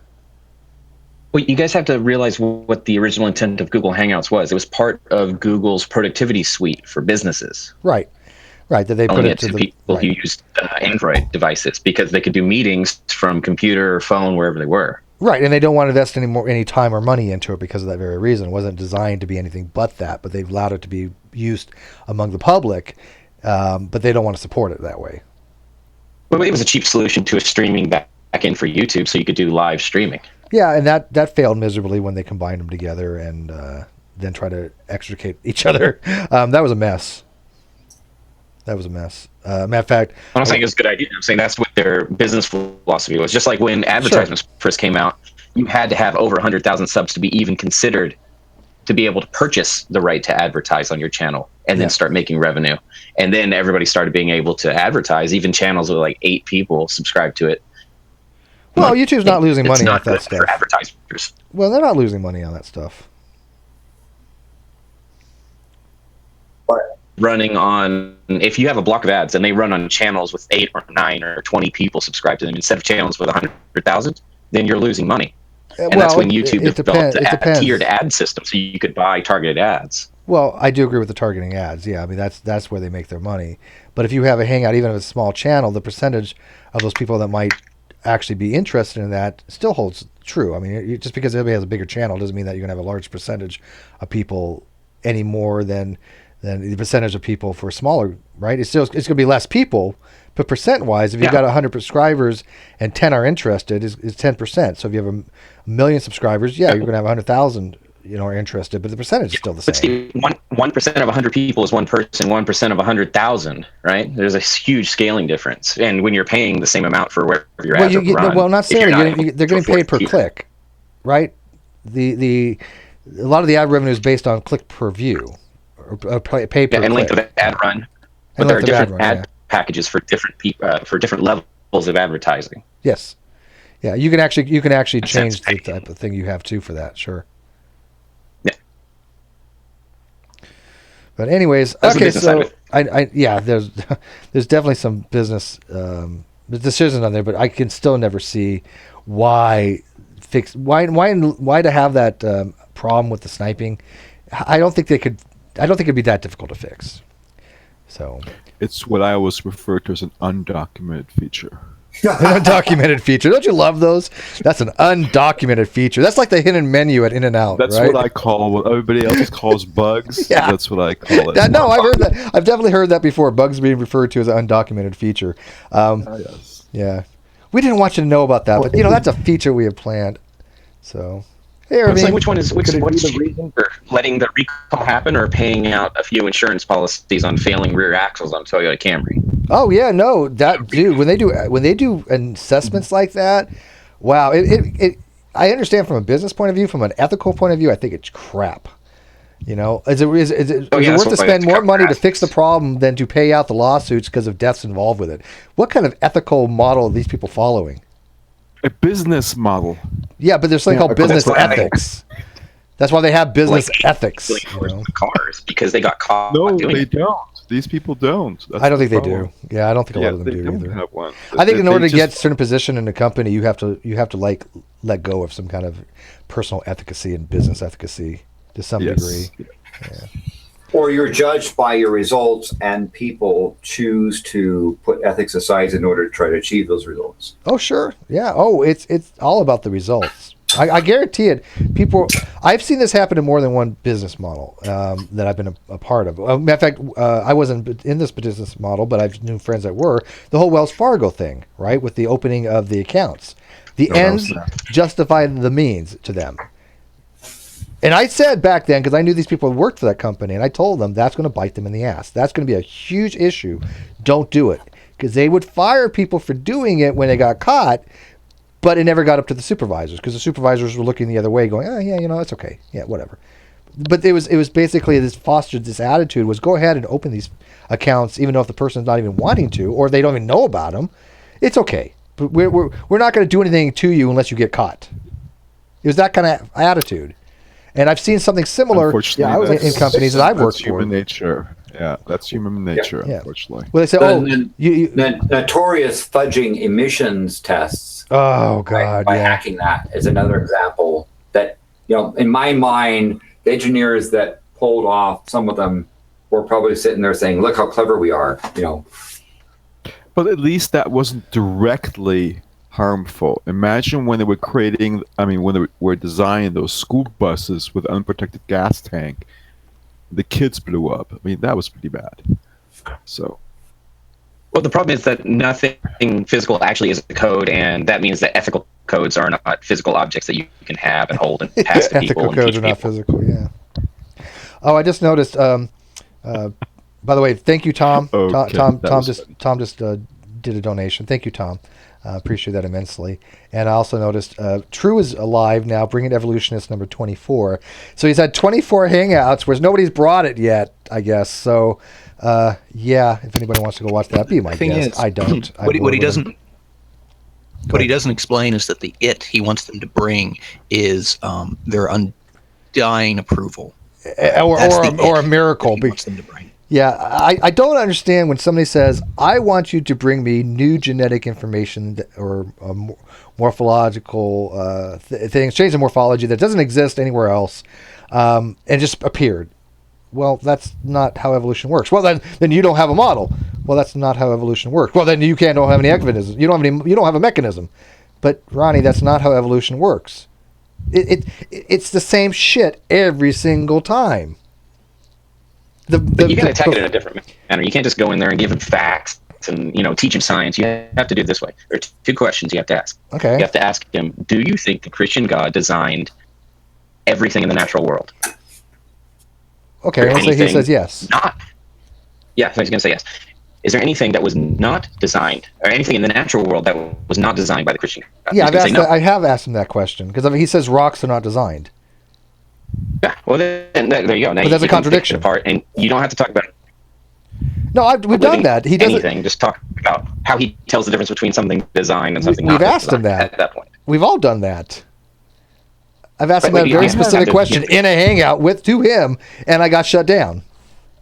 Yeah, of course. He's going to mute you. And I'm not even exaggerating. I got muted and booted not more than like a minute later. Oh, no.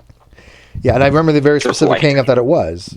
It was actually with G-Man in there too, and it was one of those hangouts. Okay, we're not gonna have the discussion on this any longer. We're moving on to something else. I'm like, wait a minute, Drew, I'm not done here. I do want to know, what makes something intelligently designed or not. Okay, don't confuse those people with logic. That's just not a good idea. Well, it's just weird that he has hangouts asking the same thing, and because he doesn't get the answers he wants, he says 24 hangouts, bring an evolutionist. Well, he's never going to get the answer he wants, because the answer he wants is magic. If you're really going to waste your time, answer the problem, he already has the answer. He doesn't want something different. Yeah, I mean, because I think he's confusing his words with a useful question. Yeah. Well, right? I mean, okay, look at Landon. If I say, have a hangout to have someone prove that 2 + 2 = 3, and the fact that they fail means, it doesn't. Success or failure of his test has very little meaning. But I can ask these questions to 2 different. I can ask one to True, and I ask one to somebody else, like Tyler or RSC or CRISPR, and get 2 different answers. I say, okay, what are the mechanisms of evolution? true is going to say there are none, but if I say to any one of them, hey, what are some mechanisms of evolution? I'm sure they can give me a few. Natural selection. Adaptation by natural selection, genetic drift, migration, gene Which he flow. believes in. Yeah, those things he keeps says exist, but to him they're not mechanisms. Well, how are they not mechanisms of evolution then? He doesn't know what a mechanism is. He doesn't know what an intelligence is. They're mechanisms of creation. I've gotten him. That's how God did. No one. It's magic. Is what they always say. It's magic. But I have it. Go ahead. Oh, go ahead, Steve. I just say real quick. I have it very. I mean, the most common thing I've seen is, and I see this a lot, on the Hovind debates, and especially the one that just happened. If you go there, people are asking the same thing that are ones that are supporting Hovind. They'll say, "Whenever we ever seen anything come into existence from evolution, like a beat coming out of nowhere?" And I'm like trying to explain to him that's not how it works. You have to build upon existing homologies and existing structures, blah blah blah. But no, they really want to see something come out of nowhere, and to them that's what evolution entails. Because Steve, these are not honest people. That's why the great debate, the reference to the debate, does God exist, was a joke. It was sarcastic because the people arguing on either sides fervently are not being honest about it, using rhetoric and sophistry. And the people who actually want to know can't get past that layer or the veneer of sophist. And I agree. And I said the same exact thing just earlier in this particular hangout for that very reason. But there's also a lot of ignorance involved. I mean, I don't think like Nephilim Free and Ronnie are good sophists. I mean, I think they're just ignorant. They're not trying to use sophistry. Yeah. I mean, just somebody to really can use sophistry to a degree that, okay, I'll give you an example of a good person who, well, he sucks, but I mean, he uses sophistry very well, and that's like Matt Bell. But he's also No. He can no, I've seen, dude, he's a contrarian, right? He's a contrarian, no doubt. He's a bully. He's a bully, but I have seen him try to use sometimes sophistry poorly, but I still think he tries to do it at least more effectively than some other people. And I'm using that as a gradient scale. It's still very low. Those are the guys who know it. What's I that? would say in general terms, quite a few of these, I said in general terms, I would say a lot of these religious people are very, very intelligent actually, but they're using all intelligence just to deny the stuff they know. So it's, you know what I'm saying? They are, some of these people are really so you're saying they're denying their but truth and then their unrighteousness. Because they're intelligence, they have a way of making an excuse as to why they can't or don't want to believe what the facts are. So DNA is not a code because you're denying the truth and your unrighteousness. There we go. You picked on that, right? Man, you got me already. Wait, did Matt Box join the call? Well said. If it's in an old book and that book says that the God said it, well, it's got to be right. I tune out when that's people the use that biggest level of problem I got argument. with Though. that. Yeah, I got a real It's problem. okay as long as it's divine. When I hear, because there's a few people on Twitter that are like that, it's in the Bible, therefore it is, and there's no conversation to be had at that point. Yeah, But just ask them how they know that the Bible wasn't written by Satan. God told him so, whatever that means. I don't know. Yeah.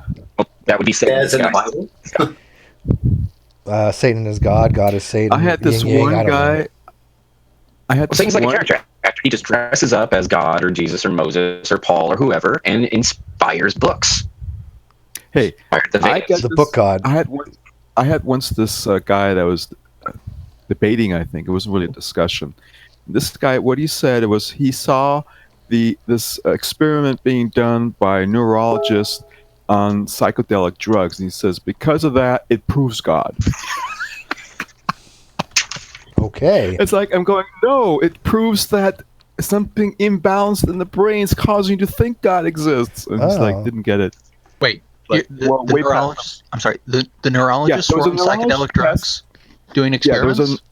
there was a neurologist weird. that was doing. Yeah, there was a neurologist or something like that doing a test on on psychedelics, and what they found out is some people, including atheists, the experience of God, meaning what do you call it? You just said the word before. Religious Believe in experience. but divine. The divine, okay. Believe in divine. So what he was trying to show, he says, well, that proves that that's simply our normal consciousness, and so it is real. God does exist. That that the divine does indeed exist. This proves it from this experiment. I'm going. I would think that you're would lost. kind of it would So- kind of have the opposite effect. I mean, if we're You gonna, get the opposite of what real logic would be. It didn't. I mean, if we didn't can seem to make actually, sense to me and at all. I'm not saying this is the case, but if we can actually I know induce, I know it made sense to him. Yeah. I understand that. But it just but if blew we can me induce away a divine 'cause experience, I mean, that lends evidence that it's more likely that most religious experiences are something in the brain. But that doesn't necessarily have to hold true. Yeah, right. Guys, But that guys, was my point. But that's the point. I mean, what's really going? Ouch! Whoa. What was that? Anyway, what was That going was on? an experience in the brain that was- we didn't need. What psychedelic drugs were they using? They were doing psychedelic drugs related to mushrooms. And what was going on is they were trying to use it because the guy was working for a pharmacist company. They wanted to introduce new drugs. So they did this experiment on these people in control, what it would do to them. And then what the point was, he more or less was trying to say that because, and no one did say that in this experiment, but what he was trying to say is that, well, since, other people, mystics, have had the same experience as these people with the drugs, it means that this is a real normal thing. It's just simply introduced with the drugs, and that means that the divine must be true because, hey, it's proof right there. We are experiencing. It's like I So think acid God is exists God. 'cause I feel it's right. Yeah, because I feel it. It's proof of Odin. Come on, guys. It's obviously Odin. Odin. I have no idea. I don't even remember his name. I talked to him already twice on this. He's just an idiot. It's Well, that narrows it down. I don't know, some The people- drugs are proof of Odin. The drugs are proof of Odin. didn't hear that one. Yeah. I think I'm getting hungry, but but so yeah, no, I got you now. That was really funny. So yeah, well, some people just they have that mindset. I don't know. Oh well. Which reminds me, yeah, it's about time for me to eat. Yeah, we're gonna call this our Hmm? close. Sinus Mel is, I think, having a drunk Saturday night or Sunday night open chat. Who? Scientist What? Mel, she went out to dinner and had drinks, and I think she's drunk off her ass, having an open hangout on her channel. That's entertaining. So if you got not subscribed to Scientist Mel, go subscribe to her. I will put the link in the video description, and we'll all go over and just evade her hangout right now, I guess. She's only got 2 people watching, so let me put the link in the video, or it's not the video description, in the live chat here. We can all go say hi to Mel. So there you go. Everybody go over there, say hi to Mel. Okay, Say I that think Steve sent you. I think be over I'll in a minute. switch just to be going out to dinner somewhere. Yeah, This I gotta was go grab a fun. bite too. Thank This was you. great. I appreciate everybody Experience. coming I in. loved it. Aravine, I'm sorry you Alright. didn't get much chance to say anything. You're awfully quiet, Aravine. All right. Hello, Steve. Hi. Hello, everybody. We'll have another So- hangout tomorrow, actually. We're having an off-air tonight if anybody's interested. It's going to be me, Paula Gia, Tony Reed, and Stephen Bauman. We're going to be talking about the intricacies of the helium diffusion rates boiled down to a layperson's level. Because Tony and Paula Gia both want to do videos on this. So if you have an interest in that topic and kind of can relate to the science in a very layperson's level, come join us. Let me know. I'll give you the link. It's an off-air hangout. stuff. Won't be Yeah, live. please do. It'll be 9 o'clock I might tonight. be able to do it tonight. Yeah. Yeah, And it'll be, also, what's that? I'm working on the getting the images from the Antarctica thing. Awesome. Yeah, we're going to be doing So at that some when we're point, ready. When we do that, that's a part of the problem is that when I come back to work, I've got other things that are higher priority than Oh, of course, of than course. the images. But well, I'll get the images done in a week or 2 weeks, and we can talk about. Yeah, that the sounds good. event. I hope at least audio quality came over okay. Yeah, no, well, yeah, that was actually a very popular video that we had of you calling. That was people enjoyed that a lot, actually. But I think tomorrow. I had What's someone took pictures of me trying to fall off the bottom of the earth, so I actually have pictures of the jump. That's good. Who just wrote this in the live chat? Brandon Petruccio just posted in Tommy's thread to say that. Can you read that off real quick before we go off air? Because that's funny. Because Brand is a bit of. I'm sorry, he's a bit of a nutter. Yeah, I think that he was too lazy or stupid to figure out what the topic of the thread actually was, and so he said that it was silly semantic hair splitting. was his exact To words. differentiate between the DNA molecule and the information? Right, yeah. That's not just Like, hair splitting. that's There's a the- fundamental difference. Well, and also, it's the fucking topic. That is the topic, yeah. And of course, hair being often used to do sequence someone's DNA. It's actually an apt description of hair splitting. Yeah. It's like it. You know, sometimes semantic hair splitting is silly, but not when the question is the semantics of the words you're talking about. Then it's relevant. Yeah, that's true too. Because ultimately, I interpreted, Steve, your question as an interesting question in semantics. Yeah, no, and that's how I want it to be, right? We have two different things going on. One, there's a fundamental difference between the DNA molecule and the information contained in, and also I wanted to know how people interpret this question when they hear it without any kind of little bias. The only thing I didn't want them to involve is I didn't want them to say DNA was a code just because they're a theist or they're intelligent design. I wanted to try to put that bias aside. Unfortunately, they can't. So some people can't. Well, if you know about modem codes, I was pleased to find the very first sequence letters in my DNA sequence began with AT. So actually, my DNA is a Hayes modem code. Yeah, I remember Hayes modem codes back in the day when you actually had to put the code that in to get a 2400 baud modem working. 2400. When I worked for Hayes, subsidiary, and they started up me repairing 1200 baud. Don't go there. I'll beat you. I had a 300 baud acoustic modem. Beat that. I had a 110 baud teletype at my Shut up. I had a 75 bit. I had a 75 baud dumb terminal. Okay. I have baud on stuff. Yeah. Oh wow. Yeah, I had punch tape back in like 7th grade. We were doing we're focal. not going there. Yeah. That's different. That's different. Yeah, no, 300 baud acoustic modem. But people that they're not going to believe this. You guys know about this, but people that are I've used the them. millennials, the millennials don't get this. Back in the day, I shit you not. You had to take a phone receiver like you would the older dial-up phones where you just dial it. And you take that handset and you put it in this little cradle, and that cradle's how you dialed up something. Acoustic coupling, because you could not attach a foreign object to the AT&T network. Right, it was an acoustically coupled modem to the handset. Yep. Yeah, wow. I had two of them actually myself, and I did the repair and troubleshooting on them. So Eravine's like, what is this antiquated technology of which you speak? When you were placing a station-to-station data call, you had to tell the operator this is a data line, so they would get off the line and not hear the phone squawk. Exactly, the squeaking of the tones, the fax tones, and stuff. But what was the worst thing? I used to be able to whistle to the modem so they would pick up.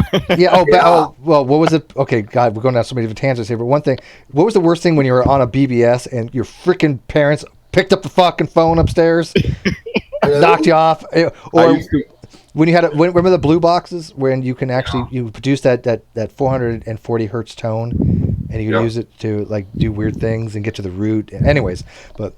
Guys, I do got to end this. We are going long. I will have an open, open night. Off subject completely. Yeah, so. I'm gonna have an open night hangout tomorrow night. Let's do the photo thing, and when it's ready, we can do a photo thing and discuss flat cosmology. Oh, I'm down for that. Yeah, let's do that. I'll arrange that with you. But tomorrow, we can talk about whatever. But what time tomorrow tonight, Pacific time, do you guys want to have let's open hangout like we did with Rose? For me, it would be probably around 9-ish, really. So. 9 Pacific. Like 21 Pacific. Pacific. Yeah. I'm California time, just like you. Yeah, Steve. I think 9 is about good for me too. Yeah, I'm like 15 miles north of Malibu, so give you an idea why I am. All right, Eravine, you want to join us tomorrow 9 o'clock? I would love to. All right, sounds good. And everybody else, thanks for joining us. Yep. I was going to say something else, and I totally forgot what it was, so it couldn't have been important. But anyways, thanks for joining us. This was actually a good hangout. Neocon, thank you for joining. You actually came in and put forth your argument, and that was good. Yeah, I needed that. Don't forget to support this channel. Yeah, I needed experience in arguing and stuff. Well, creating arguments, that is. So. Well, I think everybody's willing to help people improve their arguments. I mean, it's one thing to shit on an argument, but it's another to try to say, let me see how I can help you improve your argument, even though I think you're but see, the way I've always worked, I have to look at both sides. I just can't look at one side. So good for you. I deal with the same way with everything. So. No, we are still live. I'm going off there right now, but thanks for all the support. Thanks for the super chat. Thanks for the Patreon. Thanks for the PayPal that Tom did. It does all make a difference. So with that, I'll see you tomorrow night at 9 o'clock. We'll have an open hangout and just talk about whatever the hell you guys want to talk about. It doesn't matter. I'll even try to get Rose and Shannon maybe to join us. Well, it'd probably be too late for her, but I know Shannon and Rose definitely have to have a convo. I'm definitely arranging that. So with that, guys, good night tonight. And if you guys want to be in that off air on the helium diffusion rates, message me on Facebook, Twitter, or G+, and we'll get you in. Sound good? Cool. Thanks. All right, thanks. Great. Have a good one. Take Yep. care. Yeah.